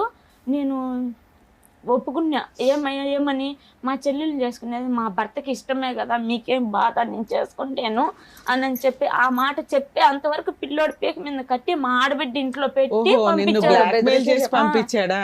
మా ఆయనకి ఇష్టమే, నాకు ఇష్టమే, మా చెల్లిని చేసుకోవడం, మాకు లేని బాధ మీకేంటి అని పెద్ద మనుషులు చెప్పమన్నాడు. చెప్పేసావు నువ్వు. ఆ తర్వాత ఈయన తాళి కట్టాడు, ఆ పిల్ల ఈసురు కొట్టింది. ఆ పాపిస్తూ మాట చెప్పింది దాని వల్ల మేడం నాకు అందరికి దూరం అయిపోయినా. కనీసం ఇక్కడ వరకు మా నాన్న పిలుచుకోవచ్చదని కూడా రావట్లేదు మేడం. ఆ తప్పుడు మాట కూర్చుంది దానికి. బిడ్డను చూసుకోలేక అసలు ఏం జరుగుతుందో కూడా తెలియలేదు మేడం. సరే నాన్న, ఇదంతా 11 ఏళ్ల క్రితం స్టోరీ కదా. కానీ ఇప్పుడు ఉంటారు మేడం. పెళ్లి చేసుకున్నాడా? పెళ్లి చేసుకోలే. ఆ అమ్మాయిని ఏమన్నా కువైట్ ఖతార్ తీసుకెళ్ళాడా? తీసుకెళ్ళాలా? ఆవిడ మన ఆవిడ ఉంది. ఆవిడకి ఏమైనా పెళ్లి అయిందా? ఆ సైకలాజికల్ ప్రాబ్లం ఉంది. ఆ అమ్మాయికి ఏమైనా పెళ్లి అయిందా? మళ్ళా మాట్లాడేసి పెద్ద మనుషులు శోధనం చేసుకొని సుమా మాట్లాడుకొని బెంగళూరుకి హాస్పిటల్లో తీసుకొని పోవాలని చెప్పి తీసుకోపోతా ఉన్నారు మేడం. బెంగళూరుకి మా నాన్న, మా తమ్ముడు, మా బంధువులు అందరూ తీసుకోపోతా ఉంటే చెక్ పోస్ట్ దగ్గరికి కిడ్నాప్ చేసి తడుకోబోతున్నారు ఒక అమ్మాయిని అని చెప్పి ఫోన్ చేసి పట్టించేశాడు మేడం మా ఆయన. పట్టించేసి అప్పటికి ఆ అమ్మాయి అసలు ఒళ్ళ మీద గుడ్డ ఉందా లేదా అన్నంలో ఏంలో పూర్తి పిచ్చిది అయిపోయింది. ఎక్కడ తీసుకెళ్దాం అనుకున్నారు? నిమ్హాన్సా? బెంగళూరుకి సార్. ఎక్కడ? నిమ్హాన్స్ కా? గవర్నమెంట్ హాస్పిటల్ కా ప్రైవేట్ కా? గవర్నమెంట్ హాస్పిటల్కి, నిమ్హాన్స్ హాస్పిటల్కి సార్. అవును, అలా కిడ్నాప్ చేస్తున్నారని తీసుకెళ్ళినప్పుడు మీకు అపాయింట్మెంట్ ఇది ఉంటుంది కదా, అపాయింట్మెంట్ మెసేజ్ కానీ లెటర్ కానీ. లో మా వాళ్ళ శోధన చేసుకునేసినారు సార్. ఆ అమ్మాయిని తీసుకొని బలవంతంగా తీసుకోబోతా ఉన్నారు సార్. ఆ అమ్మాయి చాలా కేకలేయడము, ఇంకా పరిస్థితి బాగాలేదు. పరిస్థితి బాగలేదు ఆ అమ్మాయికి. రోడ్డు మీద వదిలేస్తే ఇంక ఎట్లా పోతుందో తెలియదు, అట్లా ఉండింది. ఇదంతా 10 ఏళ్ల క్రితం స్టోరీ. కరెక్ట్ గా 2015లో జరిగింది. 2010లో జరిగింది. చెక్ పోస్ట్ కాడికి అమ్మాయికి ట్రీట్మెంట్ ఇప్పించలా, అయిపోయింది అక్కడితో. తర్వాత మా ఆయన పోలీసు వాళ్ళకి డబ్బులు ఇచ్చి, లేడీ కానిస్టేబుల్ డబ్బులు ఇచ్చి కుక్కలకు రక్తం పోసినట్టుగా కొట్టించాడు మేడం అమ్మాయిని. మామని పెళ్లి చేసుకుంటాను అని అంటాంది, కావాలని కోపట్టింది అమ్మాయికి అని. మీ ఆయనకి ఇష్టమే కదమ్మా అమ్మాయిని చేసుకోవటం మేడం. బాబు మీద పీక మీద కత్తి పెట్టి చేసుకుంటున్నా అని చెప్పి అతను తప్పించుకునేదానికి అలా చేశాడు మేడం. నీ గొడవ తప్పించుకోవడానికా? నా గొడవ కాదు మేడం. అమ్మాయికి నా పెళ్ళప్పటికి 13 సంవత్సరాలు మేడం. 13 సంవత్సరాలు పాపప్పుడు మా ఇంటికి వచ్చినాడు మేడం పెళ్లి చేసుకొని. అతను మళ్ళీకి వస్తారు కదా, అప్పుడు ఈ అమ్మాయి స్నానం చేస్తా ఉన్నిందంట మేడం బాత్రూమ్ లో. ఏం చెప్తున్నావు నీకు అర్థం అవుతుందా? అన్ని కలిపి చెప్తున్నావు నానా, నువ్వు చెప్పిందే మళ్ళీ నువ్వు రివర్స్ వేరేగా చెప్తున్నావు. సరే చెప్పండి, ఎందుకు కొట్టించాడమ్మా? ఎందుకు కొట్టించాడు? బాత్రూమ్ లో పెళ్లి చేసుకుంటాను అంది అని కొట్టించాడంట. నన్ను ఎవరు నువ్వు పెళ్లి చేసుకోవడానికి? ఫస్ట్ ఏం చెప్పావు నాన్న? కత్తి పెట్టి లోపలికి వెళ్ళి అలా ఒప్పించేశాడు మేడం. అవును, అప్పుడు నువ్వు వచ్చి చెప్పొచ్చు కదా, మా ఆయనే చేసుకుంటాను అన్నాడు, తాళి కట్టాడు, మా చెల్లి పీకేసింది, అవతల పడేసింది అని చెప్పొచ్చుగా. మళ్ళీ నాకు తెలియకోకుండా మళ్ళీ పోలీస్ స్టేషన్ ఈ రకంగా పంచాయతీ ఏం పేరమ్మా? మీ పేరు? జ్యోతి సార్. ఎందుకు వచ్చారు ఈ రోజు మీరు? ఫస్ట్ అది చెప్పండి, దాన్ని బట్టి వెనక్కి వెళ్తారు. కానీ ఇంకా 2015లోనే ఉన్నాం, అరగంట బట్టి. ఎందుకు వచ్చారు ఈ రోజు? సార్ నాకు మా భర్త అప్పుల్లో ఇరికిచ్చేసారు సార్. మా చెల్లి మాట ఎత్తుతున్నారు సార్. ఫైనాన్షియల్ నువ్వు విడిగిపోయావు కదా, విడిపోతే ఆయన అప్పులకి నీకేం సంబంధం? నువ్వేం కేసులు వేయలేదా? ఏం కేసులు వేసావు చెప్పు? వేసావు. ఇంకా అది పట్టించుకోవడం లేదు, జరగడం లేదు మేడం. మళ్ళీ కంప్లైంట్ ఇచ్చాను. మెయింటెనెన్స్ కేసు వేసావా? పిల్లోడికి నీకు మెయింటెనెన్స్ కావాలని ఏమి ఆయన పంపిస్తున్నాడా డబ్బులు? డబ్బులు పంపించకపోతే ఎలా బతుకుతున్నావు నువ్వు? మా అమ్మోళ్ళ ఇంట్లోనే ఉన్నా మేడం. అమ్మే అప్పులు ఏంటమ్మా? ఒక ఫైనాన్షియల్ అప్పులు ఏంటమ్మా? ఎవరు చేసిన అప్పులు ఎందుకని? సార్ ఈ రోజు ఎందుకమ్మా ఇక్కడికి వచ్చావంటే మా ఆయన అప్పుల్లో నన్ను ఇరికించాడు అని అంటున్నావు. డబ్బులు ఇవ్వనోడు నిన్ను అప్పుల్లో ఎలా ఇరికించాడు? అప్పుల్లో సార్ అంటే నేను ఒక్కొక్కటి విడివిడిగా చెప్తాను సార్, అన్ని కలిపి చెప్తే కన్ఫ్యూజ్ అయిపోతున్నాను నేను. అప్పుల్లో అంటే సార్ 2014లో ఇంటికి వచ్చాడు కదా సార్, అప్పుడు భూమి కొన్నాడు సార్. భూమి కొని నా బంగారు 12 తులాలు బంగారం ఉంది సార్, బ్యాంకులో పెట్టి భూమి కొన్నాడు సార్. భూమి కొని ఎవరి పేరు మీద పెట్టాడు? అది అతని పేరు మీద కొన్నాడు, మళ్ళీ నా పేరు మీదకి రాపిచ్చాడు సార్ కోయిట్ పెట్టేటప్పుడు. అవి పాస్బుక్లు అవన్నీ తాకట్టు పెట్టించాడు అనమాట. అప్పులు ఎక్కువైపోయినాయని చెప్పేసి తాకట్టు పెట్టించేసి ఈ గొడవలు జరిగినాయి సార్. 2015లో వెళ్ళిపోయినాడు. వెళ్ళిపోయి ఏం జరిగినాయో నాకు తెలియదు సార్. నాకు ఒక మ్యాజిక్ లాగా అన్ని చేసేసాడు సార్ మా భర్త. ఎంత డబ్బులు అప్పు చేసాడమ్మా? తాకట్టు పెట్టి ఎంత తీసుకున్నాడు డబ్బులు? నా బంగారు పెట్టి 1,00,000 రూపాయలు తీసుకున్నాడు. ఒకసాట బ్యాంకులో వచ్చి మళ్ళీ ఇంకోసాట 50,000 తీసుకున్నాడు. తీసుకుని 12 తులాలు బంగారు ఒకే చోట పెట్టలేదు సార్, 2 విధాలుగా పెట్టాడు. తీసుకున్నాడు. అవి ఉన్నాయి సార్ నా దగ్గర కూడా. నిన్ను ఎవరు అడుగుతున్నారు? ఆ అప్పులు తెమ్మని కాడ తెచ్చి ఇమ్మని కాడ ఇచ్చాను మేడం. భూమి మీద సంతకాలు పెట్టి తీసుకున్నావా? పెట్టాను మేడం. ఓవరాల్ గా ఎంత అప్పులు ఉన్నాయి నీకు? 10 పైన ఉన్నాయి మేడం. 10 లక్షల దాకా. ఇక్కడికి ఎందుకు వచ్చావు? ఇక్కడికి ఎందుకు వచ్చానంటే మేడం, నాకు అప్పులు ఎక్కడున్నా నన్ను నా బిడ్డను ఎవరు అడగకూడదు, అది క్లోజ్ కావాలి మేడం. నా బాబుని ఇబ్బంది పెడుతున్నాడు, స్కూల్ కాడికి పోయి బాబుని పట్టుకొని కిడ్నాప్ చేసేస్తే ఎవరంటున్నారు? అప్పులు వాళ్ళు సార్. అప్పుడు వాళ్ళ అమ్మ వచ్చి కడతాది, వాళ్ళ అమ్మ నీతో పాటు ఎవరైనా వచ్చారా ఇక్కడ మాట్లాడడానికి? నాతో పాటు. నీ పేరు మీద రూమ్ ఉందన్నావు కదా ఇప్పుడు, మరి అమ్మేసి కట్టేయచ్చు కదా. అది వేరే వాళ్ళ పెట్టేస్తున్నాడు, అన్ని చిక్కులు ఇరికిచ్చేస్తున్నాడు మేడం. అప్పు నెంబర్ 1 అది. అప్పు నెంబర్ 2 ఏంటి? అప్పు నెంబర్ 2 అంటే ఇంకా ఊళ్ళో ఇల్లు స్థలం ఉంది సార్ మా బావ వాళ్ళది. ఊళ్ళో ఇల్లు స్థలం ఉంటే 4 అన్నదమ్ముళ్ళు, మా భాగం మా మధ్య. అక్కర్లేదమ్మా, నెంబర్ 2 అప్పు ఏంటో చెప్పండి. అప్పులు తీర్చే వేదిక కాదు ఇది, అర్థమైందా? మీరు ఇక్కడ అప్పులు తీర్చరు. నాకే బోల్డెన్ అప్పులు ఉన్నాయి. అవన్నీ కాదు, ఇక్కడ అప్పులు తీరుస్తారని కాదు. నీ భర్తతో నీకేమన్నా సమస్య ఉందా? ఫైనాన్షియల్ ఆస్పెక్ట్ ఇక్కడ ఏమీ చేయమమ్మా. ఆ ఆశతో, ఆ కోరికతో, ఆలోచనతో వచ్చుంటే కనుక వచ్చిన దారినే మీరు వెళ్ళొచ్చు. అలా అయితే కొన్ని లక్షల మంది వస్తారు. నాకు 10 లక్షల అప్పు ఉంది, 20 లక్షల అప్పు ఉంది, పద్మవ్యూహంలో లెక్క తీరుస్తారంటే అని వస్తారు. దాని గురించి కాదు. నీ భర్త దగ్గర నుంచి నీకేమన్నా అన్యాయం ఉందా? మీ కుటుంబ సభ్యుల దగ్గర నుంచి మేము ఏమన్నా అన్యాయం ఉందా? అప్పు ఎలా తీర్చాలన్నది మీరు బయటకు వెళ్ళి లెక్క తేల్చుకోండి. ఆ లెక్కలు ఇక్కడ చెప్పకండి. కానీ నాన్న, నీకు ఇంత అన్యాయం జరిగితే నువ్వు న్యాయం కోసం వేయాల్సిన కేసులు ఎందుకు వేయలేదు ఇప్పటిదాకా? నాకు తెలిసినంత వరకు ఆ ఒక్క కేసు వేసాను మేడం. అదే ముందుకు అవునా? వెళ్ళలేదు. ఇప్పుడు మా ఎపిసోడ్ లో ముందుకు చూస్తాము అనేది నువ్వు అర్థమైపోయింది దీన్ని బట్టి. ఎందుకంటే ఇక్కడ ఏదో న్యాయం జరిగిద్దని వచ్చావు అంటే మా ఎపిసోడ్లు అన్ని చూస్తున్నట్లే. అవును మేడం. లీగల్ గా ఎలా ఉంటది, ఏం కేసులు వేసుకోవాలి, మీ ఆయన దగ్గర నుంచి ఆ డబ్బులు ఎట్లా వసూలు చేసుకోవాలి, ఉచిత న్యాయ సహాయం చేసే ప్లేసులు ఎక్కడ, ఇవన్నీ నేను మాక్సిమం ఎపిసోడ్లో చెప్తూనే ఉన్నా. అలా ఎందుకు మీరు ప్రయత్నించలేదు? ప్రయత్నించాను మేడం. ఇప్పుడు కూడా ఒకటి కంప్లైంట్ అర్జీ ఇచ్చున్నాను మేడం స్టేషన్ లో. నువ్వు ఓన్లీ పోలీస్ స్టేషన్ కేసే ఇస్తున్నావు. ఇస్తున్నా. ఈచ్ కేసు యొక్క ఒక్క నిమిషం నాన్న, ఈచ్ కేసు యొక్క పవర్స్ వేరు. నీ అప్పు తీరాలి అంటే దానికి వేయాల్సిన కేసు వేరే. ఓకేనా? అది ఏ అడ్వకేట్ ని కలిసినా చెప్తారు కదా నాన్న. మేడం నేను ఎంతవరకు ఎందుకు వచ్చానంటే మేడం, చిన్న ప్రాబ్లం కాదు వల్ల రాలేదు మేడం. నేను చాలా పెద్ద ప్రాబ్లం వల్ల వచ్చాను మేడం. మా చెల్లెల విషయంలో ఏ తప్పు లేదు మేడం. ఆ అమ్మాయికి హెల్త్ ప్రాబ్లమ్స్ మేడం.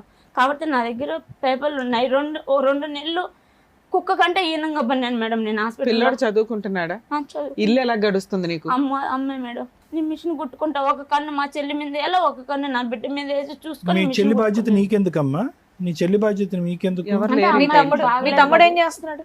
తమ్ముడు ఉన్నారు కానీ అమ్మాయికి హెల్త్ ఇప్పుడు ప్రాబ్లం. ఎంత అమ్మాయి వయసు ఎంత? ఇప్పుడు 26, 27 ట్రీట్మెంట్ నడుస్తుందా అమ్మా? నడుస్తుంది సార్. రిహాబిలిటేషన్ యూనిట్లో ఎప్పుడన్నా పెట్టారా? మెంటల్ హెల్త్ అసైలంలో ఎప్పుడన్నా పెట్టారా? అదేమో తెలియదు సార్. నా దగ్గర అయితే పేపర్లు మందులు వాడుతుందా? వాడుతుంది సార్. ఇప్పుడు స్థిమితంగా ఉందా తను? అవును సార్. లేదంటే అక్కడ ఏమైనా రిహాబిలిటేషన్ సెంటర్లో నేను రికమెండ్ చేసి పెట్టించమంటారా? ఇప్పుడు ఒకటమ్మా, ఒక పక్క నుంచి నేను అబ్బాయిని చూసుకోవాలి, ఇంకో పక్క నుంచి చెల్లిని చూసుకోవాలి అంటే కనుక ఈరోజు అది చాలా కష్టసాధ్యం. నీ కొడుకు మీరు తేరుకుని బయటపడటానికి ప్రయత్నం చేయండి. మీ కాళ్ళ మీద మీరు నిలబడండి. ఆ అమ్మాయికి ఏదన్నా మానసిక పరిస్థితి బాగాలేదు, మీ లోకల్ ఏరియాలో రిహాబిలిటేషన్ సెంటర్లో పెట్టుకుని కంటిన్యూస్గా నీమే బరువు లేకుండా అమ్మాయికి ట్రీట్మెంట్ ఇప్పించాలంటే మీ ఏరియాలో నాకు చాలామంది తెలుసు. ఆ ఏర్పాటు నేను చేస్తా. ఆ సమస్య గురించి ఇక్కడ మీరు ముడిపెట్టకండి. ఇప్పుడు మీరు ఏ సమస్య గురించి వచ్చారో అనేది చాలా క్లియర్ కట్గా మాట్లాడుకోవాలి. ఫస్ట్ ఓపెనింగ్ ఏమన్నారు? ఏమండి నాకు ఇన్ని అప్పులు ఉన్నాయండి, ఒక్క అప్పు వాడు కూడా నా మీదకి రాకూడదంటే అప్పు తీసుకున్నవాడు మీదకి ఎందుకు రాడమ్మా? వస్తున్నారు సార్. మరి వాడు వస్తున్నారు. కుటుంబాన్ని పోషించాలి. నీ భర్త మాటలు విని ఎలా మోసపోయారు మీరు? అది క్లారిటీ ఇవ్వండి నాకు ఒక్కసారి. తమ్ముడు ఏం చేస్తున్నాడమ్మా? అమ్మా ఫస్ట్ ఆఫ్ ఆల్ అక్కడికి వెళ్ళాక మీ ఆయన ఫస్ట్ డే నుంచే అసలు మీరు ఎప్పుడు సుఖంగా లేరు, ఎప్పుడు కొడతాడు నా మాట విన్నప్పుడు, 4 ఏళ్ల తర్వాత ఒక చిన్న పిల్లాడు ఉన్నప్పుడు ఆయన పెట్టమన్న చోట సంతకాలు ఎందుకు పెట్టావు? నువ్వేమన్నావు? నాకంతా బానే ఉందండి, నేను నార్మల్ గా ఉన్నాను, నేను కరెక్ట్ గా ఉన్నాను. మరి ఆ మాత్రం జ్ఞానం లేదా? అక్కడ దుబాయ్ తీసుకెళ్లి నిన్ను నానా హింసలు పెట్టారు. మరి అలాంటి వాళ్ళ మీద నమ్మకంతో ఎలా పెట్టావు? నేను బాబుకు మనకే కదా అని చెప్పి అలా అమ్మ ఏమన్నా విన్నాడు. నీకు పెళ్లి అయ్యే టైంకి నీకు 16 సంవత్సరాలు, నువ్వు సంతకం పెట్టే టైంకి నీకు 21 సంవత్సరాలు. 21 సంవత్సరాల పాటు 5 సంవత్సరాల పాటు నరక యాతన అనుభవించాను. మెడపట్టుకుని బయటకు గెంటేశాడు. అక్కడ బావ కరెక్ట్గా లేదు, భర్త కరెక్ట్గా లేడు, కొడుకు అనేటటువంటి జ్ఞానం కూడా లేకుండా టికెట్ కొని వెనక్కి పంపించండి. ఎలా నమ్ముతావు? ఇప్పుడు నీ మాట మమ్మల్ని ఎలా నమ్మంటావు? నీ మాట మమ్మల్ని ఎలా నమ్మంటావు? కొడుకు గురించే అని అన్నావు. పోనీ అది ఒక ఎత్తు. రెండోది, మూడోది, 4 అప్పులు చెప్తున్నావు నువ్వు. 4 భారీ స్థాయి అప్పులు, 10 లక్షలు అప్పు ఇచ్చినోడు నా మీదకి రాకూడదండి, వాడికి మీరు ఏమైనా వార్నింగ్ అంటే మేము అలా చేయవమ్మా. అప్పు ఇచ్చినోడు వాడు కడుపుమంట వాడు చెప్పడా? వాడు బాధపడ్డా? చెప్తారు. ఫైనల్గా సంతకాలు పెట్టి ఎవరు మీడియేషన్ ద్వారా అప్పులు చేయబడినాయి? నేను ఎవరు బలవంతం చేసి ఎవరు అప్పులు తీసుకోలే కదా. ప్రతి చోట నీ సంతకం ఉండుంటుంది, ప్రతి చోట నువ్వు పెట్టినటువంటి తాకట్టు ఉంటుంది. అదే సార్ నేను చేసిన తప్పు. పెళ్ళైన తర్వాత ఇదేంటి దుబాయ్ ఒకసారి చేయొచ్చు, 2 సార్లు చేయొచ్చు అమ్మా. జీవితాలని పనంగా పెట్టి పిల్లోడి యొక్క భవిష్యత్తు పనం పెట్టి నరకం చూపెట్టేటువంటి రాక్షసులకి పదే అప్పులు సంతకాలు పెట్టి ఎవరు? నా 2 క్వశ్చన్లు. 10 ఏళ్ళు అయింది నువ్వు అప్పు చేసి, అప్పులు ఊరుకున్నారా ఇప్పటిదాకా? బాండ్ రాపించుకుంటా ఉన్నారు మేడం. ప్రతిసారి బాండ్లు ఇప్పటికి ఎన్ని ఎంత కట్టరా? 3 సార్లు రాపించాను మేడం. ఒక్కొక్కళ్ళు. నీ దగ్గర ఏమున్నాయని? అంటే నేనేం సొంతంగా తేలేదు మేడం. మా భర్త చెప్పితే ఇచ్చారు కదా కాబట్టి నన్ను బలంతం పెట్టలేదు మేడం. అతని దగ్గర నుంచి రాబట్టుకోవాలి, 8 లక్షల స్టోరీ ఉంది కదా మేడం. సైన్లు కావాలి కదా మేడం, టైం ఉండాలి కదా, వాళ్ళకు డబ్బులు తీసుకోవాలంటే అట్లా రాపించుకుంటున్నారు. ఇప్పుడు అతను ఏం చేశాడంటే చచ్చిపోయినాడా బతికున్నాడా అనేది అడ్రస్ లేకుండా కోవిట్లో ఉండిపోయినాడు. కోవిట్లో మీ అమ్మ వాళ్ళ నాన్న వాళ్ళు ఎతికితే దొరకరా? దొరకలే మేడం, మాకు టచ్ సరే. లేదు మేడం. మీ తమ్ముడు ఏం చేస్తున్నాడు ఇప్పటికి? తమ్ముడు వాళ్ళ పెళ్ళయింది, 2 పాపలు. ఆయన బాగానే ఉన్నాడు, ఆయన కుటుంబం ఆయన ఉన్నాడు మేడం. ఇంట్లో మీకేం ఖర్చులకు గానీ ఏమి ఇవ్వడు? అమ్మ చూసుకుంటాది, అక్కడ ఇస్తాడు. నుంచి మీ అమ్మాయి చూసుకుంటుంది, నువ్వు మిషన్ కుట్టుకుంటున్నావు. పిల్లాడు చదువుతున్నాడా? చదువుకుంటున్నాడు. గవర్నమెంట్ స్కూల్లోనా ప్రైవేట్ స్కూల్? గవర్నమెంట్ స్కూల్లో వేసినాను, కానీ మా భర్త ఎవరినంటే వాళ్ళు పంపిస్తున్నాడు, నా బిడ్డను తీసుకురప్ప, నా బిడ్డను తీసుకురప్పని. పోనీ పంపించేస్తే అక్కడ బాగుంటాడు, నీకు అడ్రస్ కూడా దొరికిద్దిగా. పిల్లోడు అక్కడ ఉన్నాడు అనుకో, అప్పులోడు అక్కడ చూపించవచ్చు కదా నువ్వు, అక్కడ ఉన్నాడు రప్పించుకోండి అని. కానీ ఏ రోజు బాబుని మన బిడ్డ అని వాళ్ళు ఏ రోజు చూడలేదు మేడం. నాన్న నువ్వు ఇక్కడ కూర్చున్న దగ్గర నుంచి ఒకే వర్షన్ని 2 రకాలుగా మాట్లాడుతున్నావు. ప్లీజ్ కొంచెం చూడండి. సరే, మీకున్న ఆప్షన్ ఏంటంటే అప్పులోళ్ళు మీ దగ్గరికి రాకూడదు, మీ ఆయన దగ్గర నుంచి రక్షణ కావాలి, నీ పిల్లోడు నీ దగ్గరే ఉండాలి. దీనికి ఏం చేయాలని అడగడానికి వచ్చాను, అంతేనా? అలాగే మీ సిస్టర్ కి హెల్త్ ప్రాబ్లం ఉంది, సార్ ఏమైనా హెల్ప్ చేయగలిగితే అది కూడా, అంటే మేమే చెప్తున్నాం, ఈ ఆఫర్ కూడా మేమే ఇస్తున్నాం. నీకేం అడగాలో తెలియట్లేదు కాబట్టి సరే కాసేపు సైలెంట్ ఉండి. టూ ఇష్యూస్ అమ్మా, రెండే ఇష్యూస్. ప్రతి చోట నేను అమాయకురాలనండి, నాకు తెలియదు, నేను మోసపోయాను. కానీ నీ మాట తీరు ఎక్కడ కూడా మాట్లాడేటటువంటి విధానంలో తడబాట్లేదు. మీ సిస్టర్కి మెంటల్గా బాగుండకపోవచ్చేమో, కానీ మీ చుట్టాలు ఎవరికన్నా సైకలాజికల్గా పోవచ్చు, కానీ నువ్వు చాలా తెలివైన దానివమ్మ. Let me make it a very frank opinion here. నువ్వు చాలా తెలివైన దానివి. నీకు భగవంతుడు ఆలోచన శక్తి ఇచ్చారు, చాకచక్యం ఇచ్చారు, దాంతోపాటు ఒడిదొడుకులు ఎదురుది సక్సెస్ఫుల్గా నిలబడి పిల్లని ఈ స్థాయి వరకు పెంచేటటువంటి 15 సంవత్సరాల ప్రయాణంలో మీ మ్యారేజ్లో 2 years పాటు నువ్వు ఎక్కడో కువైట్లో ఉన్నావు, మిగతా 13 years పాటు అందరి సమక్షంలోనే నువ్వు ఉన్నావు. అందరికీ తెలుసు. LKG నుంచి UKG పిల్లోడు, 2nd standard పిల్లోడు కూడా జ్యోతికి వాళ్ళ భర్తకు పడుతుందంటే కనుక అందరికీ తెలుసు కదా. ఎవరైనా పోనీ జ్యోతి వాళ్ళ భర్త అన్యోన్యంగా ఉంటాం అనేది ఎవరైనా చూసారా? ఎవరు చూడలేదు. మరి అందరూ వచ్చి నీ జుట్టు ఎందుకు పట్టుకుంటున్నారు? అందరూ అంటే సార్ అదే అంతా మా చెల్లెల్ని ఇచ్చి పెళ్లి చేసినానని మా భర్త అలా చెప్పించినాడు సార్. నన్ను అడ్డం పెట్టేసుకుంటున్నాడు సార్, ప్రతి ఒక్క దానికి నన్ను అడ్డం పెట్టేస్తున్నాడు. అతను తప్పు చేసేది నా మీదకి. నువ్వు అడ్డంగా వెళ్ళటానికి ఇష్టపడితేనే నేను అడ్డం పెట్టుకుంటాడు. అవును సార్. ఒక మనిషి ఒక మాట ఒక్కసారి నమ్మచ్చు, 1కి 10 సార్లు నమ్మి ప్రతిసారి నన్ను మోసం చేస్తున్నాడు అంటే కనుక అంటానికైనా ఒక అర్థం ఉండాలి కదమ్మా. ఎందుకు నీ తెలివితేటలకు ఇప్పుడు జరిగినటువంటి మోసాలకి ఎందుకు లింక్ పెడుతున్నానంటే, నువ్వు మాట్లాడేటటువంటి తీరు నీ తెలివితేటలకి జరిగినటువంటి 10-12 మోసాలకి అసలు ఎక్కడ లింకు కుదరట్లే. ఎక్కడో చోట నువ్వు బ్రేక్లు వేసుకోవాలిగా. ఎంతకాలం అమాయకురాలు అని చెప్పి ఆ ఊరంతా నమ్మించి ఈ వేదిక మీద ఎక్కడ కూర్చుని నేను అమాయకురాలనండి, 23 సార్లు నేను మోసపోయానండి, 10 లక్షలు అప్పు ఉందండి అని ఎలా చెప్తావు? ఎలా న్యాయాలు జరుగుతాయి ఇలాంటి వాటికి? సార్ అప్పనే కాదు సార్, ప్రతి ఒక్క విషయంలో నేను నమ్మాను సార్ అతన్ని. ఎందుకు నమ్మాలి? ఎందుకు నమ్మాలమ్మా? నమ్మాను కాబట్టే. ఏమండి 20 సంవత్సరాల పాటు శుభ్రంగా కాపురం చేసామండి, 21వ సంవత్సరం నుంచి మోసం చేశాడండి, కాబట్టి 21వ సంవత్సరంలో అతడు దొంగని నాకు అర్థమైందండి అంటే అర్థమైంది. పెళ్ళైన కాడి నుంచి ఇప్పటి వరకు మొత్తం కంటిన్యూస్గా మోసాలు అయిపోతూ ఉంటే కనుక ఎలా నమ్మావు? మళ్ళీ నీ తెలివితేటలకే నేను ముడి పెడతాను. మీ చెల్లి పిచ్చిదయ్యి ఉండొచ్చు, నువ్వు చాలా తెలివైన దానివి. మోసం చేసేటటువంటి వ్యక్తిని 10 నిమిషాలు ఎదుర్కొంటూ నిలబడినా కూడా కనిపెట్టేటటువంటి మానసిక స్థైర్యం, తెలివితేటలు నీకు ఉన్నాయి. అలాంటిది 15 సంవత్సరాల పాటు ఒక వ్యక్తి యొక్క మానసిక పరిస్థితిని అసెస్ చేయలేదా నువ్వు? కనుక్కొని సార్ 10 సంవత్సరాల నుంచి దూరం అయిపోయినా సార్, వద్దని చెప్పేసి. ఈ అప్పులన్నీ 10 సంవత్సరాల లోపే అయిపోయినా, అంతకు ముందే అయిపోయినాయి. అవును సార్. ఇంకా నేను సొంతంగా తేలాదు కాబట్టి అతను చెప్తే ఇచ్చారు కాబట్టి నా దగ్గర బాండ్లు రాపించుకుంటా సగం కట్టించుకున్నారు. ఇప్పుడు ఇంకా వడ్డీ అసలు కలిపి 10. ఇప్పుడు మీతో పాటు ఎవరు వచ్చారు? నేను బాబు వచ్చాను sir. With your permission madam, with your permission ఒక్కసారి అబ్బాయిని కూడా పిలిచి 1-2 క్వశ్చన్. పిల్లడికి ఏం తెలుస్తుంది అంటే వాళ్ళ నాన్న మాట్లాడుతా ఇప్పటి వరకు ఇవి చెప్పింది. నాకు ఏంటంటే చిన్న డౌట్, అట్లీస్ట్ వాళ్ళ నాన్న ఫోన్ చేసి మాట్లాడుతున్నాడా లేదా, ఏంటి ప్రవర్తన ఏంటనేది ఒక్కసారి నేను తెలుసుకుందామని అంతే. With your permission. Father son relationship. నీ పేరేంటి? రామ్ గోవర్ధన్. ఏం చదువుకుంటున్నావు? 7th standard. ఇప్పటి వరకు మీ మమ్మీ చెప్పిందంతా అక్కడ కూర్చొని విన్నావు. నువ్వేమన్నా చెప్పాలనుకుంటున్నావా? చెప్పు మేడం. చిన్నప్పటి నుంచి నాకు 3 years ఉన్నప్పటి నుంచి మా నాన్న ఎలా ఉంటాడో నాకు తెలియదు మేడం. ఇప్పుడు వరకు ఫోటోల్లో అప్పుడప్పుడు చూసా, అంటే ఇప్పుడు చూడను. నాకు మా నాన్న అంటే ఇష్టం లేదు. ఫోన్ లో మాట్లాడతాడు ఎప్పుడన్నా? మీ నాన్న లేదు. ఎప్పుడన్నా మీ ఇంటికి వచ్చాడా? నా పిల్లోడు నాకు కావాలి తీసుకెళ్లిపోతానని ఎవరినైనా పంపించాడా? బయట బాబు వచ్చే నాన్న నేను ఖతార్ తీసుకెళ్లిపోతాను, దుబాయ్ తీసుకెళ్లిపోతాను. స్కూల్ కి వెళ్ళేటప్పుడు మధ్యలో ఫాలోయింగ్స్ అట్లా చేస్తూ ఉంటాడు. వచ్చేవాడా? డైరెక్ట్ గా రాడు మేడం, ఎవరినైనా పెట్టించాడు. అలా నీకెలా తెలిసింది వాళ్ళు నీ కోసం వచ్చారని? అంటే శ్రీచక్ర స్కూల్లో చదువుతా ఉన్నాను మేడం. First to fourth. ఎన్ని సంవత్సరాల క్రితం స్టోరీ ఇది? ఇది ఫస్ట్ క్లాస్ నుంచి ఫస్ట్ క్లాస్ నుంచి 4th వరకు చదువుకుంటా ఉన్నాను. అంటే 2 years బ్యాక్. ఓకే. చదువుకునేటప్పుడు నేను 3rd class 4th class ఈ 2 yearsలో బాగా నేను వెళ్తూ ఉంటా కదా, సింగిల్గా రోడ్డు దాటుకొని వెళ్తూ ఉంటా భయం లేకుండా. వెళ్ళేటప్పుడు అక్కడ రోడ్లో బండి వేసుకొని ఆగుంటారు మేడం ఎవరన్నా ఇద్దరు. అప్పుడు ఇట్లా పిలుస్తారు, రే చిన్న ఇటు రారా అని. ఏమన్నా అన్నప్పుడు మీ నాన్న ఫోన్ చేసినాడు మాట్లాడు అని చెప్పి వీడియో కాలు వీళ్ళు ఫోన్ నాకు చూపిరు మేడం, ఇటు పెట్టి చూపిస్తారు. అది నాకు ఎలా తెలిసిందంటే మా అమ్మకి చెప్పిన.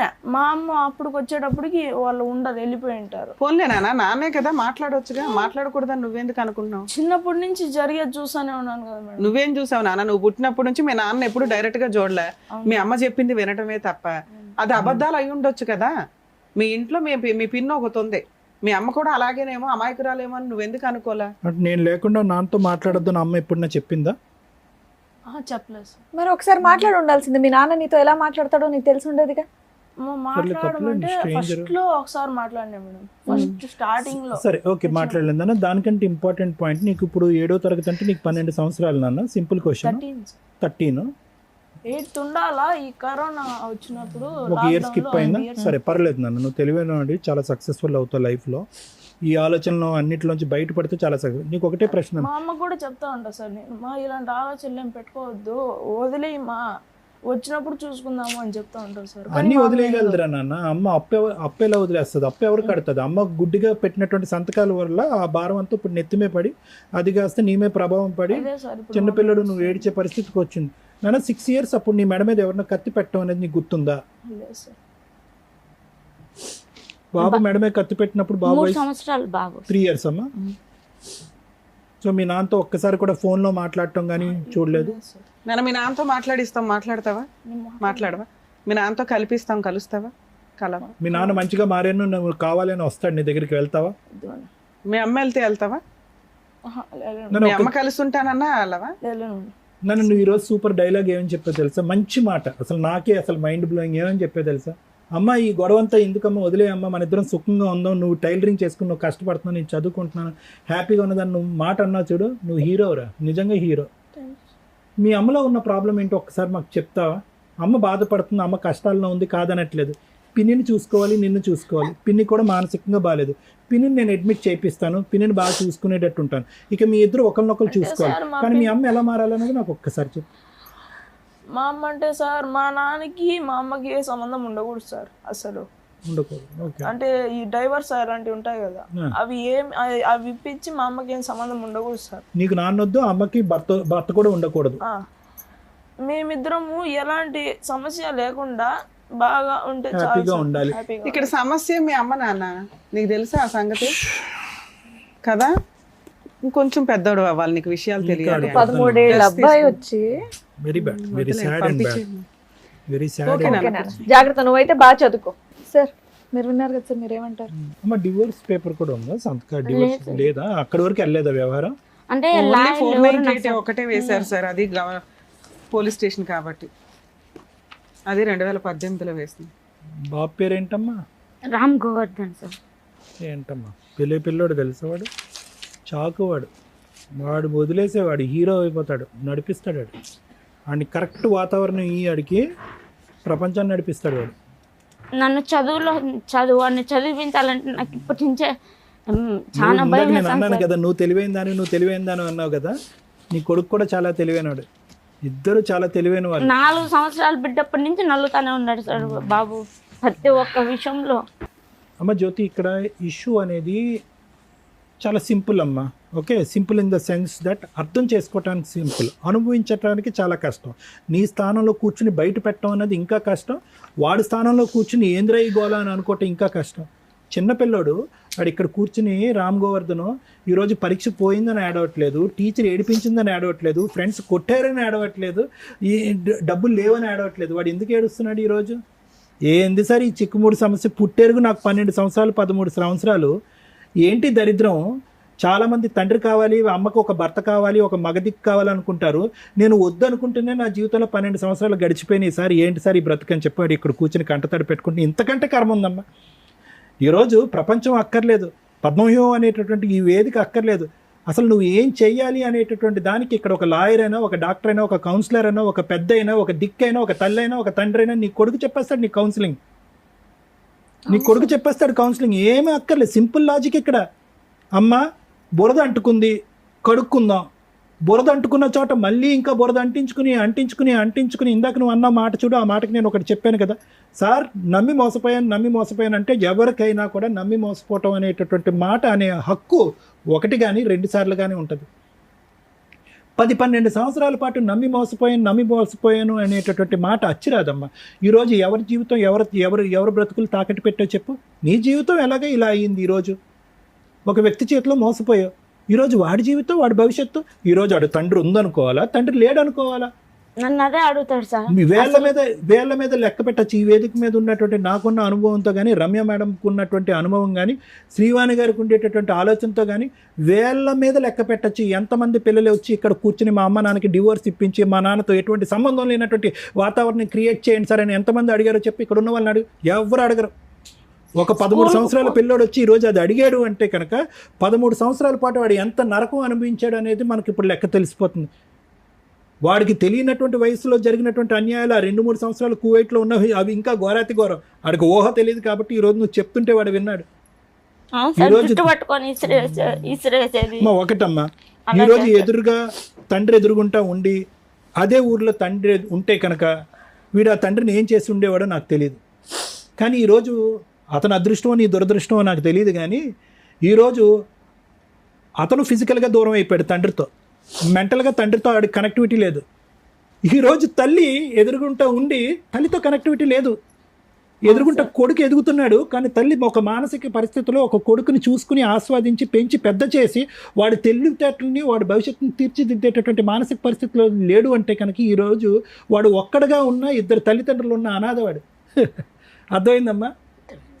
అంటే నాకు 10 లక్షల గురించి లెక్క నాకు తెలియదమ్మా, 15 లక్షల గురించి కూడా నాకు తెలీదు.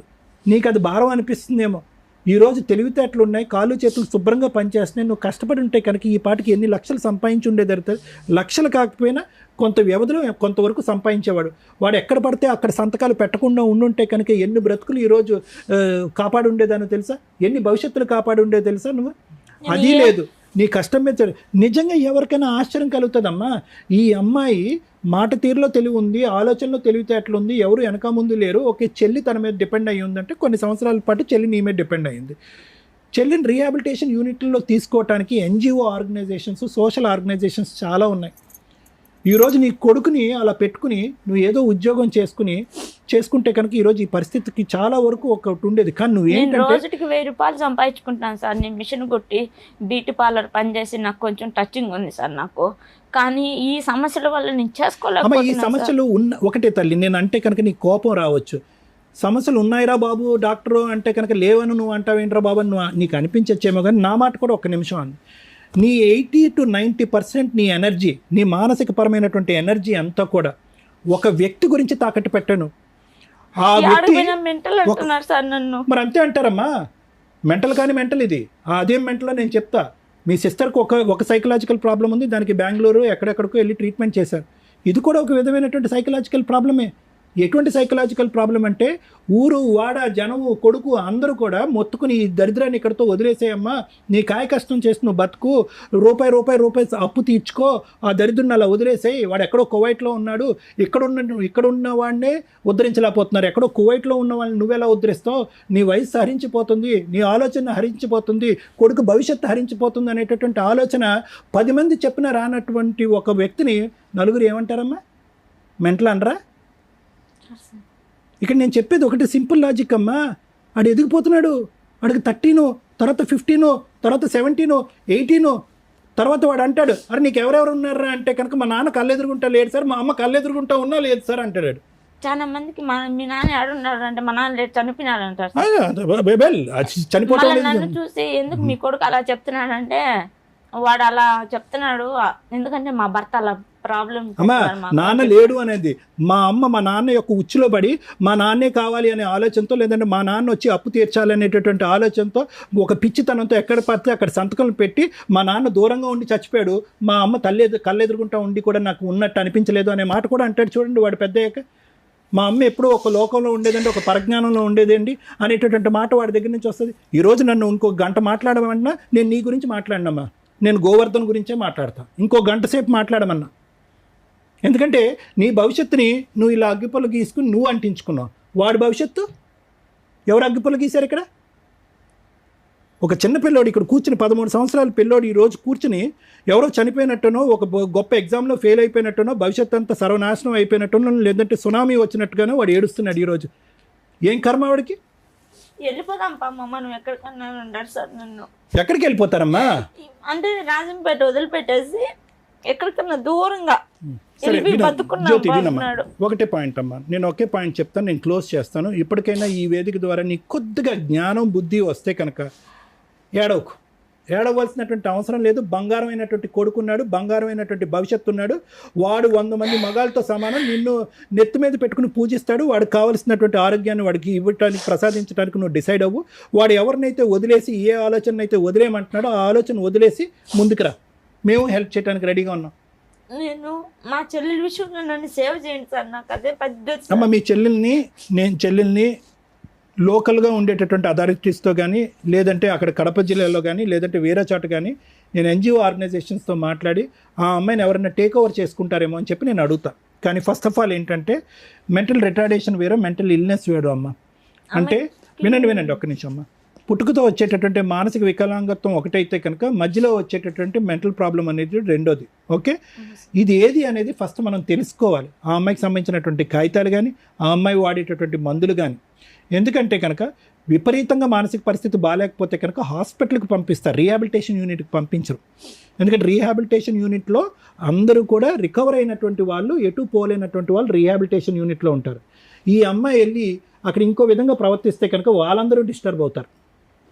కాబట్టి ఫస్ట్ ఈ అమ్మాయి యొక్క పరిస్థితి ఏంటి అన్నది మనం తెలుసుకోవాలి. అప్పుడు దాన్ని బట్టి ఎలిజిబిలిటీ ఉండాలి. ఎలిజిబిలిటీ ఉంటే కనుక ఖచ్చితంగా మనం అక్కడ పెట్టి ఆ అమ్మాయికి అయితే, ఆ అమ్మాయి భారం అయితే నేను ఎత్తుమే లేకుండా అయితే కనుక చేయగలం అమ్మ. ఇది నెంబర్ 1. అదే సార్ నాకు నెంబర్ 1. నెంబర్ 2 ఏంటంటే నాకేమనిపిస్తుంది అంటే జ్యోతి, ఇప్పుడు వరకు నువ్వు చేసినటువంటిది ఒక చీకటి పోరాటం. ఆ పోరాటం కాదంటలేదు, నీ కన్నీళ్ళని చూస్తుంటే మా అందరికీ బాధగా ఉంది. అరే ఒక ఆడపిల్లకి ఇంత కష్టమా నా అనేటటువంటి వాళ్ళు లేరా, ఎవరు సపోర్ట్ లేరా, ఈ అమ్మాయి ఒక పెద్ద దిక్కుగా ఒక అమ్మాయిని చూసుకుంటుందా అనేటటువంటి బాధతో మా కడుపు తరుక్కుపోతున్నా కూడా ఈరోజు దిశ లేనటువంటి పోరాటంగా బాధేస్తుందమ్మా. ఎందుకు పోరాడుతున్నావో కూడా అర్థం కావట్లేదు. ఒక 2 బ్యాగులు కాగితాలు తీసుకుని వచ్చాయి, ఈరోజు దిశ లేదు. ఎటుపోతున్నావు? ఈ పోరాటంలో నువ్వు గెలిచేది ఏమి ఉండదు, ఓడిపోయేది మాత్రం చాలా ఉంటుంది. 10 లక్షలు కాదు, 1 కోటి రూపాయలు ఓడిపోయేది ఉంటుంది ఇక్కడ, పోగొట్టుకునేది. అదే ఇందాక గోవర్ధన్ భవిష్యత్తు గురించి నేను చెప్పాను. ఇది ఎప్పుడు ఈ తెలివితేటలో ఆలోచన ఎప్పుడైతే ఉండాలి? 2 ఇయర్స్ పాటు దేశం కాని దేశంలో ఒక దుర్మార్గుడు, ఎవరు మీ బావ, వాడు నీతో ఒక చెడుగా ప్రవర్తించి ఈ చేయకూడనటువంటి పనులన్నీ నీతో చేసినప్పుడు, నీ భర్త ఏమొచ్చి క్రికెట్ మ్యాచ్ ఆడుకోవటానికి వెళ్ళిపోయినప్పుడు, మళ్ళీ పుత్తూరులో ఇల్లు కొన్నా, 2 అన్నదమ్ముడు కొని అది నన్ను అక్కడ పెట్టాలని వినండమ్మా, వినండి, దానివల్ల వినండి మేడం, వినండి. వాళ్ళిద్దరు దొందే. వీడికి తెలియంది వాడికి ఏం తెలియదు, వాడికి తెలియంది వీడికి అంతా తెలుసు. వాడు క్రికెట్ మ్యాచ్కి వెళ్ళినప్పుడు ఈడు నీ పక్కలో ఉన్నాడు అనేటటువంటి అంశం కూడా తెలుసు. సారీ, తప్పుగా అనుకోకండి, ఇవన్నీ కూడా అన్నీ తెలిసే. ఎక్కడా కూడా నీ భర్త 0.1% కూడా ఒక గుడ్నెస్ అనేటటువంటి అంశం లేనటువంటి వ్యక్తి.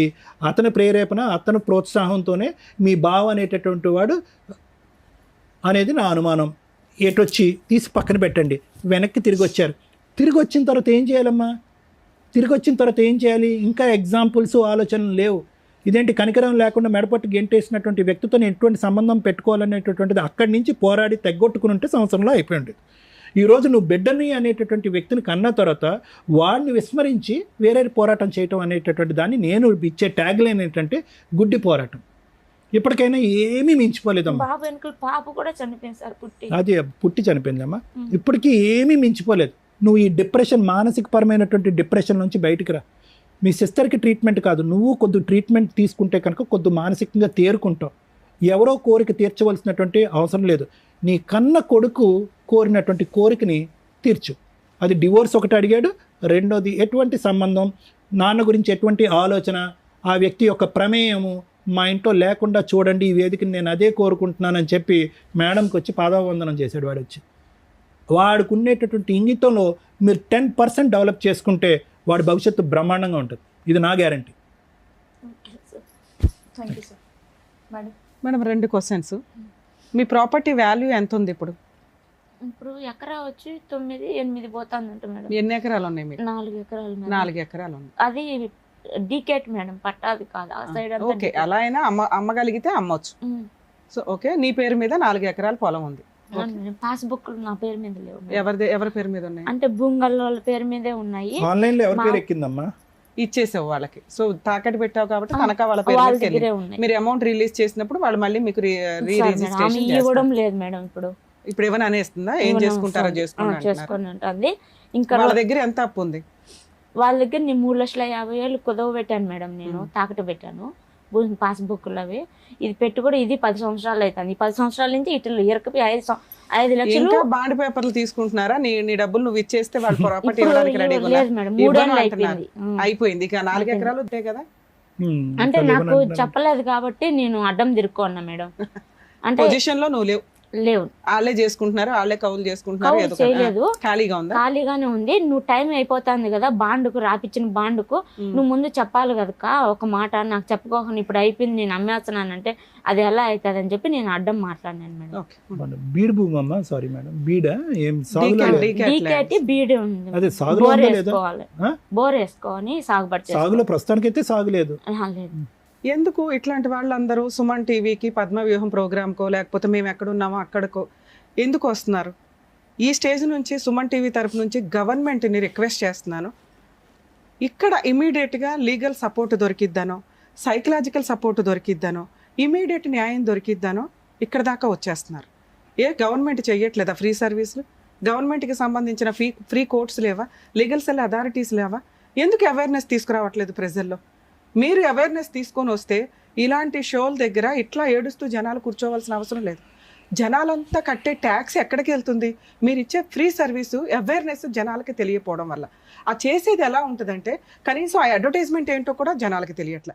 ఈ రోజుకు కొంత మేము అవేర్నెస్ తీసుకురాగలుగుతున్నాం. లీగల్ సెల్ అథారిటీ ఒకటి ఉంది, న్యాయం కోసం అక్కడికి వెళ్ళండి, మీకు ఫ్రీ అడ్వకేట్స్ని కూడా ప్రొవైడ్ చేస్తారు అని చెప్పుకునే పరిస్థితికి మా వంతు ప్రయత్నం మేము చేస్తున్నాం.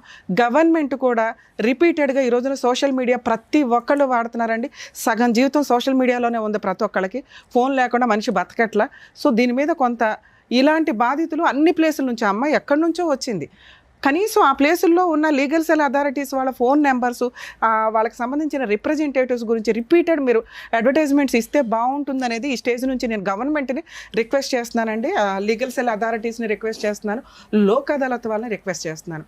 మీరు తలుచుకుంటే ఈ అవేర్నెస్ ఇట్లాంటి ప్రోగ్రామ్స్ మేము చేయాల్సిన అవసరం రాకుండా చేయొచ్చు. ఇది కొంచెం దృష్టిలో పెట్టుకుంటారని. కేసు గురించి మాట్లాడితే న్యాయం కోసం ఎక్కడెక్కడి నుంచో వచ్చేస్తున్నారు మేడం. వీళ్ళు ఎంత చేయగలరు, ఎంత చేయలేరు? మేము ఇక్కడ మా ప్రాక్టీసు అయిపోగా మిగతా టైంలో సాటర్డేసో సండేసో ముగ్గురు టైం చూసుకొని మా ప్రొఫెషన్స్లోంచి బయటకు వచ్చి మేము షో చేస్తుంటే పొద్దుటనక రాత్రి అనక ఎప్పుడో వచ్చేసి కూర్చుంటున్నారు. ప్లీజ్ కొంత మీ లోకల్లో లీగల్ సెల్ అథారిటీలకు సంబంధించి మేము చాలా చెప్తున్నాం. అక్కడ మీ వంతు హక్కుల కోసం మీరు ప్రయత్నించండి. అక్కడ అవ్వకపోతే మేమేం చేయగలం? సెటిల్మెంట్లు అనేవి కుటుంబాలకి సంబంధించిన తగాదాలు చేయగలుగుతాం, కానీ ఆస్తి తగాదాలు, అప్పుల తగాదాలు ఇట్లాంటివి ఈ స్టేజ్ మీద వర్కౌట్ అవ్వదండి. ప్లీజ్ దయచేసి మమ్మల్ని అర్థం చేసుకుంటారని నా రిక్వెస్ట్. అలాగే కొంతమంది అనేసుకుంటూ ఉంటారు, మేమేదో సిబిసిఐడి ఎంక్వైరీలు చేసి మీ పార్ట్నర్ యొక్క అక్రమ సంబంధాల చట్టాలు తీసుకొస్తామని. అవి రేర్ ఆఫ్ రేర్ కేసుల్లో వాళ్ళే తీసుకొని వస్తే మేము కూడా కొంత కరెక్టా కదా? ఎందుకంటే ఎవరు పడితే వాళ్ళ ఎవిడెన్స్లు తీసుకొస్తే వేసేయండి అని, కానీ సోషల్ మీడియాలో వేయలేం కదా. అవన్నీ మేము కొంత ఎంక్వైరీ చేసుకునే చేస్తాం, కానీ మేమే ఎంక్వైరీ చేయడం అనేది ఉండదండి. ఈ టైం ఇవ్వడమే మా ముగ్గురికి మా వంతు ప్రయత్నంగా మేము సోషల్ సర్వీస్ చేస్తున్నాం. ప్లీజ్ అర్థం చేసుకుంటారని మా రిక్వెస్ట్ ఇక్కడ నుంచి. తిను కేసు విషయానికి వస్తే అమ్మాయి చెప్తున్నవన్నీ అబద్ధాలు నా దృష్టిలో. తన ఇమాజినేషన్ వేరు, తన ప్రాక్టికాలిటీ వేరు, తన కష్టం వేరు. చెప్పేవాడికి వినేవాడు లోకువా అంటే మా స్టేజ్ మీద అది ఉండదు. మేము చెప్పే ప్రతి మాటకి చాలా వాల్యూ ఉంటుంది. ఎందుకు అంటే తనలాగా బాధపడే వాళ్ళకి ఏది నిజం ఏది అబద్ధం తను వచ్చి ఫస్ట్ ఏదో దండం పెట్టేసిందని కాదు, నిజం మాట్లాడడం నాకు అలవాటు. ఇక్కడ ఆ అమ్మాయి నిజంగా కష్టాల్లో ఉంది. ఆ కష్టాలు మిక్సింగ్. తను చెప్తున్న క్రూయాలిటీ చాలా సివియర్ ఉంది, అది నమ్మశక్యంగా లేదు. అంత క్రూయాలిటీ ఉన్న అమ్మాయి ఆయన్ని వదిలించుకోవడానికి పారిపోయి ఇండియా వచ్చాను, అబద్ధం. ఎందుకంటే ఇండియా వచ్చిన తర్వాత అత్తగారి ఇంట్లోనే ఉంది. అలాగే అతను వచ్చాడు, మళ్ళీ సెకండ్ ప్రెగ్నెన్సీ వచ్చింది, అలాగే ప్రాపర్టీ కొనుక్కున్నారు, కొన్నది భార్య పేరు మీద పెట్టాడు. ఇవన్నీ కూడా ఆ అమ్మాయి క్యారెక్టర్ మంచిది అని చెప్పడానికి నేను మాట్లాడుతున్నాను. తనకి తెలియక క్రూయాలిటీని ఎక్కువగా చెప్తే ఇంప్రెషన్ పడుతుందేమో, నాకు జరిగిన అన్యాయం గురించి. భర్త కొట్టకుండా ఉంటాడా? ఈ కేసులో కొట్టే ఉంటాడు, కానీ తను చెప్తున్నంత సివియారిటీ లేదు. బావ అక్రమంగా దృష్టితో చూడలేదా అంటే మేబీ చూసే ఉండొచ్చు, కానీ తను చెప్తున్న అటెంప్ట్ జరగకపోవచ్చు. ఇక్కడికి వచ్చినాక 10 ఏళ్ల నుంచి భర్త విడిపోయాడండి, టచ్లో కూడా లేడు అనేది అబద్ధం. ఎందుకంటే భర్త వచ్చి ప్రాపర్టీస్ కొన్నాడు. మరి ఇక్కడ ప్రాబ్లం ఏంటి? ఆల్రెడీ జీన్స్లోనే ఉంది. సిస్టరు రోడ్లమ్మడి పడి తిరుగుతుంది, ట్రీట్మెంట్ ఇచ్చేవాళ్ళు లేరు. మేనత్తలు తిరుగుతున్నారు, ట్రీట్మెంట్ ఇచ్చేవాళ్ళు లేరు. ఎందుకంటే భారతదేశంలో ఉన్న 140 కోట్ల జనాభాలో వీళ్ళు ఒక నీటి బొట్టు, ఇలాంటి వాళ్ళు ఓ నదే ఉండొచ్చు. ఎందుకంటే వాళ్ళ ఆలోచన విధానం వాళ్ళకి తెలియదు, ఎలా థింక్ చేయాలి. ఎడ్యుకేటెడ్స్ వేరు, కష్టపడి సంపాదించుకునే వాళ్ళు వేరు, అమాయకంగా ఉండేవాళ్ళు వేరు. ముందు ఇక్కడ కరెక్ట్ లేకపోతే పాప మా అమ్మాయి ఏం చేయగలిగింది? ఏదో చెప్పుకుంటూ ఏదో ఫ్రీగా ఎక్కడ దొరికిద్ది. ఓన్లీ జనాలకు అవేర్నెస్ ఉన్నది పోలీస్ స్టేషన్. పోలీస్ స్టేషన్కి ఈ అమ్మాయి ఇలా వెళ్ళి చెప్తే ఏ పోలీసులన్నా ఓపిక్గా తీసుకుంటారా? ఎందుకంటే చాలా కేసుల్లో వీళ్ళది ఒక కేసు. తనకి ఎక్కడ న్యాయం జరగల. ఏంటి అంటే తన ఆలోచనలో తనకున్న కష్టం, ఆ కష్టాన్ని పిల్లోడికి నూరు పోసేసింది. వాడి ఊహ తెలిసిన దగ్గర నుంచి అమ్మ చెప్తుందే విన్నాడు. కర్మ. ఇలాంటి జీవితాలు కొన్ని 100 కోట్ల ఫ్యామిలీస్ ఉండుంటాయి. ప్లీజ్, ఇది రిక్వెస్ట్ అండి. ట్రీట్మెంట్ జ్వరం వస్తే ఏ రకంగా మెడికల్గా వెళ్తామో, వేరే కంట్రీస్లో జస్ట్ డిప్రెషన్ వచ్చినా ఇమ్మీడియట్గా సైకియాట్రిస్టుల దగ్గరకో సైకాలజీ కౌన్సిలింగ్లకో వెళ్తూ ఉంటారు. మనకేంటంటే దాన్ని పిచ్చి అనుకొని భయపడుతూ ఉంటాం. నో, ఇప్పుడున్న ప్రాబ్లమ్స్కి ఒకరికొకరికి షేర్ చేసుకోవడానికి లేరు. ఇక్కడ ఈ పిల్ల మేజర్ ప్రాబ్లం అదే. తన కష్టాన్ని షేర్ చేసుకోవడానికి సిస్టర్ కూడా కాన్షియస్లో లేదు. మరి ఎవరికి చెప్పుకోవాలి? ఈ అమ్మాయి ఎవరికైనా చెప్తే నస. మీరే ఒక 1 అవర్ వినడానికి ఇంత అయ్యి ఉంటారు, మేము 3 అవర్స్ నుంచి వింటున్నాం, ఎందుకంటే మాకు ఓపిక ఎక్కువ. ఇలాంటివి వచ్చినప్పుడు కనీసం ఫ్రెండ్స్ ఉంటే ఆ అమ్మాయికి ఫైనాన్షియల్ సపోర్ట్ కూడా అవసరంలా, ఫ్రీ లీగల్. ఆ అమ్మాయికి ఉన్న ఈరోజు కష్టం లీగాలిటీయే. ఎందుకంటే ఆవిడ బ్రెయిన్తో ఆవిడ బతికేస్తుంది, వాళ్ళ చెల్లిని చూసుకుంటుంది, అమ్మ ఉన్నంతలో ఏదో ఫైనాన్షియల్గా సపోర్ట్ చేస్తుంది, తమ్ముడు కూడా సపోర్ట్ చేస్తున్నాడు, నాన్న అంతే కదా, ఉన్నంతలో అవి నడుస్తున్నాయి. ఈ ఎఫెక్ట్ ఎవరి మీద పడిందంటే తన మీద, పిల్లోడి మీద ఎక్కువ పడింది. పిల్లోడు ఒక టాయ్ లాగా తయారైపోయాడు. ఇక ఈ పాపం ఎవరు వేసుకుంటారంటే పరిస్థితుల ప్రభావం. ఒక అమ్మాయిని పెళ్లి చేసుకొని ఆ అమ్మాయి నచ్చలేదు అంటే మీ ఆయన ఈ రోజు వరకు డైవర్స్ కేసు వేయలే. నిన్ను వదిలించుకోవాలంటే 1 నిమిషం పని. ఆయన వేరే కంట్రీలో డైవర్స్ వేయలే. ఇక్కడ నీతో 498 కేసు వేసి వచ్చినాక సెటిల్మెంట్ కావాలని అడగల. అలాగే పిల్లాడికి సంబంధించి నాకు ఈ అబ్బాయి వద్దు అని తప్పించుకొని ఎక్కడ తిరగట్లా.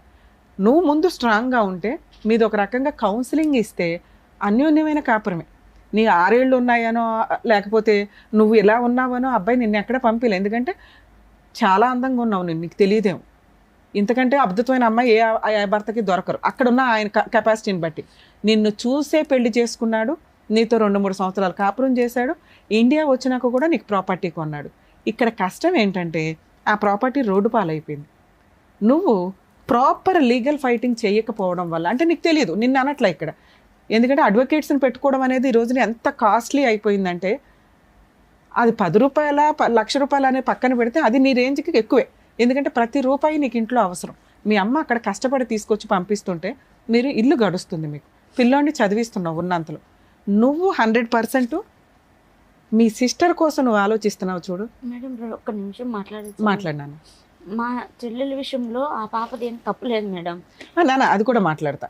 మీ సిస్టర్కి ఉన్న సైకలాజికల్ ప్రాబ్లము పెద్ద మనుషులంతా ఆ అమ్మాయి బట్టలు కూడా ఒంటి మీద ఉన్నాయో లేదో అని తీసుకెళ్ళే అంతా అన్నావు. మీ ఆయన మీ సిస్టర్ని పెళ్లి చేసుకోవడం అనేది నమ్మశక్యం కాదు. ఒకవేళ అలా ఏదైనా చేసినా లీగల్గా అది వ్యాలిడ్ కాదు. సైకలాజికల్ ప్రాబ్లం ఉన్న అమ్మాయిని కానీ మైనర్ని కానీ ఎవరైనా పెళ్లి చేసుకుంటే అది లీగల్గా వ్యాలిడ్ కాదు. వాళ్ళ మీద కంప్లైంట్ ఇస్తే చాలా సీరియస్ ఉంటుంది. మీకు కావాల్సింది ఏంటిది? Free. Free legal advocate, free legal advice, police స్టేషన్కి వెళ్ళండి, చేసి పెడతారు.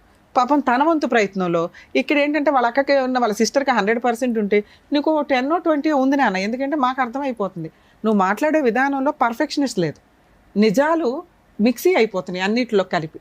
సో అసలు ఫస్ట్ ట్రీట్మెంట్కి వెళ్ళాల్సింది క్యూర్ అయ్యే ట్రీట్మెంట్ నీకే. సార్ ఏదైనా మీకు ట్రీట్మెంట్ ఇప్పించాల్సి వస్తే కౌన్సిలింగ్ అనేది నీకు ఫస్ట్ ఇప్పిస్తే ఆ 10-20% ఏదైతే ఉందో పర్ఫెక్ట్ బ్రెయిన్లో నుంచి వెళ్ళిపోయి కరెక్ట్ డెసిషన్స్ తీసుకోగలుగుతాం. నెక్స్ట్ నీకున్న అప్పుల పంచాయతీ, ఇది వడ్డీ వడ్డీ వడ్డీ పెరిగిపోయింది. ఆల్రెడీ 10 ఏళ్ల క్రితం తీసుకున్న అప్పులు ఏదైతే ఉందో 4 ఎకరాలు రాయించేసుకున్నారు. 4 ఎకరాలు 15 లక్షలతో ఏ రకంగా టాలీ అవుతాయి నాన్న? అవ్వదు. ఒకవేళ మనం 3 ఇయర్స్కో 4 ఇయర్స్కో మనం మాట్లాడి ఎవరైనా పెద్ద మనుషులు కూర్చొని 2 ఎకరాలు నువ్వు తీసుకుని పోయి మిగతా ఇచ్చిపడే అనొచ్చు. లేదా 4 ఎకరాలు నువ్వు బయట బేరం పెడితే అవే 30 lakhs వచ్చేవి. ఇలా 15 lakhs పోయినా 15 lakhs మిగిలేవి వేరే చోట కొనుక్కునేదానివి. ఇవి కరెక్ట్గా థింక్ చేయట్లా మీరు. ఇప్పటికీ అమాయకంగా ఏమనుకుంటున్నారో తెలుసా? నేను మార్టిగేజ్ చేశాను, వాళ్ళ పొజిషన్లో లేరు కాబట్టి నేను రివర్స్ అయితే నా ప్రాపర్టీ నాకు ఉంటుంది అనుకుంటున్నావు. ఆల్రెడీ వాళ్ళ పేరు మీదకి వెళ్ళిపోయి 10 ఏళ్ళు అయిపోయింది. నీ పేరు మీదకి రావడం ఎట్లా? 1, అప్పు తీర్చడం ఎట్లా? 2, మీ ఆయన అంతు తేల్చడం ఎట్లా? 3, మీ అబ్బాయి అడుగుతున్న డైవర్స్ ఇప్పించడం ఎట్లా? అసలు నాన్న అనే ఊహనే ఆ పిల్లోడు భరించట్లా. నాన్న అంత క్రూయల్ అంటే నా దృష్టిలో అయితే కాదు. నాన్నకు 4 బీగితే అప్పు తీర్చేవాడు. నాన్ని లైన్లో ఇక్కడ నీతో డైవర్స్ తీసుకోవాల్సిన అవసరం అతనికి రాలా? అతను ఎక్కడున్నాడో నీకు తెలియదు, ప్రజెంట్ ఇంకో పెళ్లి చేసుకున్నాడు అనేది నీకు ఒక ఐడియా అయితే ఇంకో ఐడియా అయితే ఉంది. సో ఇప్పుడు ఆయన వద్దు అని అనుకుంటున్నాంగా మనకు వద్దు. ఏం చేద్దాం? మనకు ప్రజెంట్ ఉన్నది అప్పుల పంచాయతీ. ఇరికిచ్చేసింది నిన్ను. మీ ఆయన అప్పు తీసుకురమ్మంటే నువ్వు సంతకాలు పెట్టి తీసుకొచ్చావు. మీ ఆయన మీద కేసు వేయరు, సిగ్నేచర్లు పెట్టింది నువ్వే కదా, నీ మీద వేస్తారు. బెయిల్ లేకుండా కేసు పెడతారండి మేడం. నీ మీద నేనున్నా, నువ్వేం చేయాలో చెప్పు. బిడ్డ దిక్కులేనాడు అయిపోతాడు మేడం. నాన్న నువ్వు అంతకంటే ఎక్కువ ప్రాపర్టీ ఇచ్చేసావు నాన్న. ఇంకో 4 ఉన్నారు అప్పులోళ్ళు. నువ్వు ఒక లాయర్ని పెట్టుకోగలవా మీ ఊర్లో? నేను ఇక్కడి నుంచి రాలేను కదా. నువ్వు ఇక్కడ నన్ను వచ్చి అడిగింది ఏంటి? నా అప్పులు తీర్చండి. సమస్యలు ఉన్నాయి మేడం, 2 మీ వల్ల తీర్తాయి. ఒకటి, మా వత్త వాళ్ళ ఊళ్ళో పెద్ద మనుషులు, లాయర్లు వీళ్ళందరూ ఒక మాట మీద అందరినీ డబ్బులతో కొనేసినారు మేడం. ఎవరు డబ్బులతో కొనలా, ఎందుకంటే నీ అమాయకత్వం, నువ్వు మాట్లాడే విధానం నీకు ఎవరు సపోర్ట్ చేయరు. నేనే చేశాను మా చెల్లెల నుంచి పెళ్లి అని చెప్పి నన్ను చాలా మెంటల్ గా కుంగదీసేస్తున్నారు మేడం. ఓకే, అది వదిలేసేనా. రెండోది వచ్చేసి, నువ్వు మా మీద కేసు పెట్టినా మాకు భయసనంగా ఉండదు, నువ్వు ఏడన్నా చచ్చిపో, నాకు బిడ్డని ఇచ్చేసి అని మాట్లాడుతున్నారు మేడం. నేను అందుకే ఫస్ట్ నిన్ను రిక్వెస్ట్ చేసింది నువ్వు ఫస్ట్ ట్రీట్మెంట్కి వెళ్ళు అని. నువ్వు చెప్తున్న ఈ 2 నిజాలు కాదు. ఎందుకు అంటే నువ్వు మాట్లాడితే జనాలు అలాగే ఉంటారు. మా అంత ఓపిక అందరికీ ఉండదు కదా నాన్న. నిన్ను నీ బ్రెయిన్లో నుంచి అవతలకు వెళ్ళి అండర్స్టాండ్ చేసుకునేంత ఓపిక అందరికీ, అంత తెలివితేటలు ఉండవు. అందరూ నార్మల్ పర్సన్గానే ఉంటాంగా. ఎవరైనా హెల్ప్ చేయడానికి అంతంత మాత్రం ఈ రోజుల్లో. అర్థమవుతుందా? ఇప్పుడు నీకున్నవి 2 ఆప్షన్స్. ఒకటి, నీ అప్పులు తీర్చాలి, నీ మీద ఎవరో కేసు లేకూడదు, అంతేనా? నువ్వు ఒక్క లాయర్ని ఎవరినైనా పెట్టుకోగలవా? నేను ఫోన్లో మాట్లాడతాను. మీరే మాట్లాడండి మేడం, నాకు ఎవరు పలకడం. మీ ఊర్లో నాకు తెలియదు కదా నాన్న. మా ఊర్లో ఉన్నారు కానీ నెమ్మళ్ళు అన్ని ఉన్నాయి కానీ వాళ్ళు. అమ్మా మీరు మీ ఊర్లో ఒక చిన్న అడ్వకేట్ని ఎవరినైనా పెట్టుకోగలరా? నేను ఫోన్లో మాట్లాడతాను వాళ్ళతో, ఏం కేసులు వేయాలి ఏంటి అని. ఈ ఎపిసోడ్ ఈ అమ్మాయికి మాత్రమే సంబంధించండి. మేము ఇప్పుడు నేను చెప్పే కేసులు నేను ఎవరికి ఎంటర్టైన్ చేయట్లేదు, ఎవరికి చెప్పట్లా. ఎందుకంటే ఆ అమ్మాయి సైకలాజికల్గా కొంత ప్రాబ్లంలో ఉంది. తనకు జరిగిన అన్యాయం భర్త అడ్డంగా వాడుకున్నాడు. 2, అబ్బాయి లైఫ్ అబ్బాయి చూసుకున్నాడు. కేసులు వేయటానికి తనకి తెలియట్లేదు, ఏ కేసులు వేసుకుంటే ఎలా అని. ఆ అమ్మాయికి ఉన్న అప్పులకి ప్రాపర్టీ ఆల్రెడీ కొట్టేశారు. ఎవరైతే ఉన్నారో అప్పులు ఇచ్చిన వాళ్ళు, అదే నాకు తెలిసి 1-2 తీసుకొని ఉంటారు. మిగతా వాళ్ళు అప్పులోళ్ళు ఇంకా ఉన్నారు. తీసుకోవాలి మేడం, పూర్తి ఆయకం పెట్టిన వాళ్ళ దగ్గర అట్లే ఉంది. అట్లా ఉంది నాన్న, కానీ ఆ ప్రాపర్టీ నీకు వెనక్కి రాదు. ఓకే, దాన్ని అలా ఉంచండి. ఒక అడ్వకేట్ నువ్వు పెట్టుకుంటే మీరు చేయొచ్చు. అంటే నీ పేరు మీద ప్రాపర్టీ లేదు కాబట్టి, పాస్బుక్లు లేవు కాబట్టి నువ్వు ఇన్సాల్వెన్సీ పిటిషన్ అంటే ఐపీ పిటిషన్ వేసుకోవచ్చు. ఒక 5 దగ్గర నువ్వు అప్పులు తీసుకున్నారు కదా, 4 దగ్గర 5 దగ్గర 10 మంది దగ్గర ఈ 10 మంది పేర్లు చెప్పి ఐపీ పిటిషన్ ఫైల్ చేస్తే, ఇందాక వాళ్ళు నిన్ను బెదిరించారు కదా, అరెస్ట్ వారెంట్ బెయిల్ రాకుండా నిన్ను లోపలేస్తాము అని, అలాంటి కేసు నీ మీద వేసి టచ్ చేసే రైట్స్ కూడా వాళ్ళకు ఉండవు. నువ్వు ఒక లాయర్ని పెట్టుకుంటే నేను వాళ్ళకి ఎక్స్ప్లెయిన్ చేస్తాను ఎలా వేయాలి అని. ఓకే, ఫీజులు కూడా చాలా నామినల్గా ఉండేలాగానే మాట్లాడుకో. నేను సపోర్ట్ చేస్తాను కాబట్టి డ్రాఫ్ట్ కానీ ఏదైనా జస్ట్ వాళ్ళ పని వేయటం వరకే.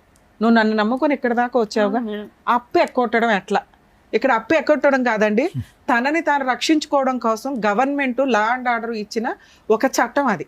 అందరూ ఎవరు పడితే వాళ్ళు ఐపీలు వేసి కొట్టేసి డబ్బులు జనాలను ముంచుదాం అనుకుంటే కోర్టు మూడో కన్నుతో చూస్తుంది, వాళ్ళకి ఎవరికి ఐపీ ఆర్డర్స్ రావు. ఈ అమ్మాయి కేసు సపరేట్, ఎందుకంటే ఆల్రెడీ ఉన్న ఆస్తి మొత్తం పోయింది, భర్త మోసం చేసి ప్రతి చోట అప్పులకి సంతకాలు పెట్టించారు. ఇలా ఈ అమ్మాయి పేరు మీద ఏ ప్రాపర్టీలు లేవు, చిల్లి గవ్వ లేదు కాబట్టి ఇటువంటి అమ్మాయి ఐపీ వేసుకోవచ్చు. నిజంగా అప్పులు ఇచ్చిన వాళ్ళు ఎవరో కొంచెం మానవత్వంతో ఆలోచించుకొని వాళ్ళ హస్బెండ్ని పట్టుకోవడానికి చూడండి, అత్త మామ దొరుకుతారు కూడా. ఎందుకంటే ఈ అమ్మాయి అప్పు తీసుకొని ఏం చేసిందో మీ అందరికీ తెలుసు. మీ హస్బెండ్ వల్లే కదా, ఆయనకి పంపించిన వేషాలే కదా ఇవన్నీ. సో ఐపీ కేసు ఫైల్ చేస్తే అప్పులోళ్ళ నుంచి క్లియర్. ఇప్పుడు బుద్ధి చెప్పాల్సింది ఎవరికి? మీ ఆయన మంచోడో చెడ్డోడో నాకు అనవసరం, కానీ మీ పిల్లోడిని పోషించాల్సిన బాధ్యత మీ ఆయనకు ఉంది. ఓకే, పిల్లవాడి కోసం మెయింటెనెన్స్ కేసు నువ్వు విడిగా వేయకుండా డొమెస్టిక్ వైలెన్స్ కేసు అని ఒకటి వే. దాంట్లో నువ్వు మెయింటెనెన్స్ అడగొచ్చు, ఈ అప్పుల పంచాయితీ ఆయన తీర్చమని అడగొచ్చు. ఒకవేళ ఇవి వస్తే నువ్వు నిజాయితీగా అవతల వాళ్ళకి డబ్బులు ఇద్దువు కానీ. అలాగే నీ పొలానికి సంబంధించి రిటర్న్ ఇమ్మని అడగొచ్చు, నష్టపరిహారం అడగొచ్చు, 10 లక్షలు 20 లక్షలు, 12 తులాలు బంగారు, నీ గోల్డ్ కూడా వెనక్కి అడగొచ్చు. నేను నిన్ను ఈ స్టేజ్ మీద రిక్వెస్ట్ చేసేది ఏంటంటే, నేను నీకు ఫ్రీగా డ్రాఫ్ట్ ఇస్తాను, నేను ఇక్కడ నుంచి రెడీ చేసి నీకు కేసులు ఇవ్వగలను, కానీ అక్కడ నువ్వు ఉండి వేయించుకోవాలి అంటే అక్కడ ఒక లాయర్ని కలు. ఐపీ కేసు డొమెస్టిక్ వైలెన్స్లో పిల్లాడికి మెయింటెనెన్స్. మరి మా ఆయన ఇక్కడ లేడు కదా మేడం, ఎట్లాగా? నీ దగ్గర ఉన్న అడ్రస్ తోటే వాట్సప్ ఈమెయిల్ కూడా లీగల్గా సమన్స్ సర్వ్ అవుతున్నట్లే లెక్క. అవి సర్వ్ అయితే మీ ఆయన మీద అరెస్ట్ వారెంట్ వస్తుంది, ఇమిగ్రేషన్లో మీ ఆయన్ని పట్టుకుంటారు. ఓకే, నువ్వు ఏది ఫస్ట్ ఏది అడిగావు? నాకు అప్పులు క్లియర్ 100% జరిగిద్ది. మీ ఆయన మీద వేసే కేసు మీ అత్త వాళ్ళ సెటిల్మెంట్కి వచ్చేలాగా చేయగలుగుతాం. అతని మీద అరెస్ట్ వారెంట్ ఉంటే ఖచ్చితంగా అతను సెటిల్మెంట్కి వస్తాడు. వచ్చింది ఏదో ఫుల్ అండ్ ఫైనల్, కానీ పోరాటం అమ్మ. ప్రాబ్లం ఏంటంటే లీగాలిటీలో ఓపిక అవసరం. ఇక్కడ మీ ఆయన అందుబాటులో లేడు. 2, ఈ కేసు 2 నుంచి 3 సంవత్సరాల పైనే పడుతుంది. దీనికి నువ్వు ఓకే అంటే నేను చేయగలిగినంత హెల్ప్ చేస్తాను. 10 సంవత్సరాల నుంచి అసలు ఏం వేయలేదురా బాబు. ఈ కేసు 2018లో వేసావు, ఇది 100% పర్ఫెక్ట్ గానే చేశారు పోలీసులు నీకు. ఈ కేసు కూడా టైం పడుతుంది. కాకపోతే ఛార్జ్ షీట్, ఒక నిమిషం నాన్న, ఛార్జ్ షీట్ ఫైల్ అయ్యింది. ఈ కోర్ట్స్ యాప్ అని ఒకటి ఉంటుందండి, దయచేసి చాలా మందికి తెలియట్లేదు. అడ్వకేట్స్ చెప్తేనే డేట్ల గురించి వెరిఫై చేసుకుంటున్నారు.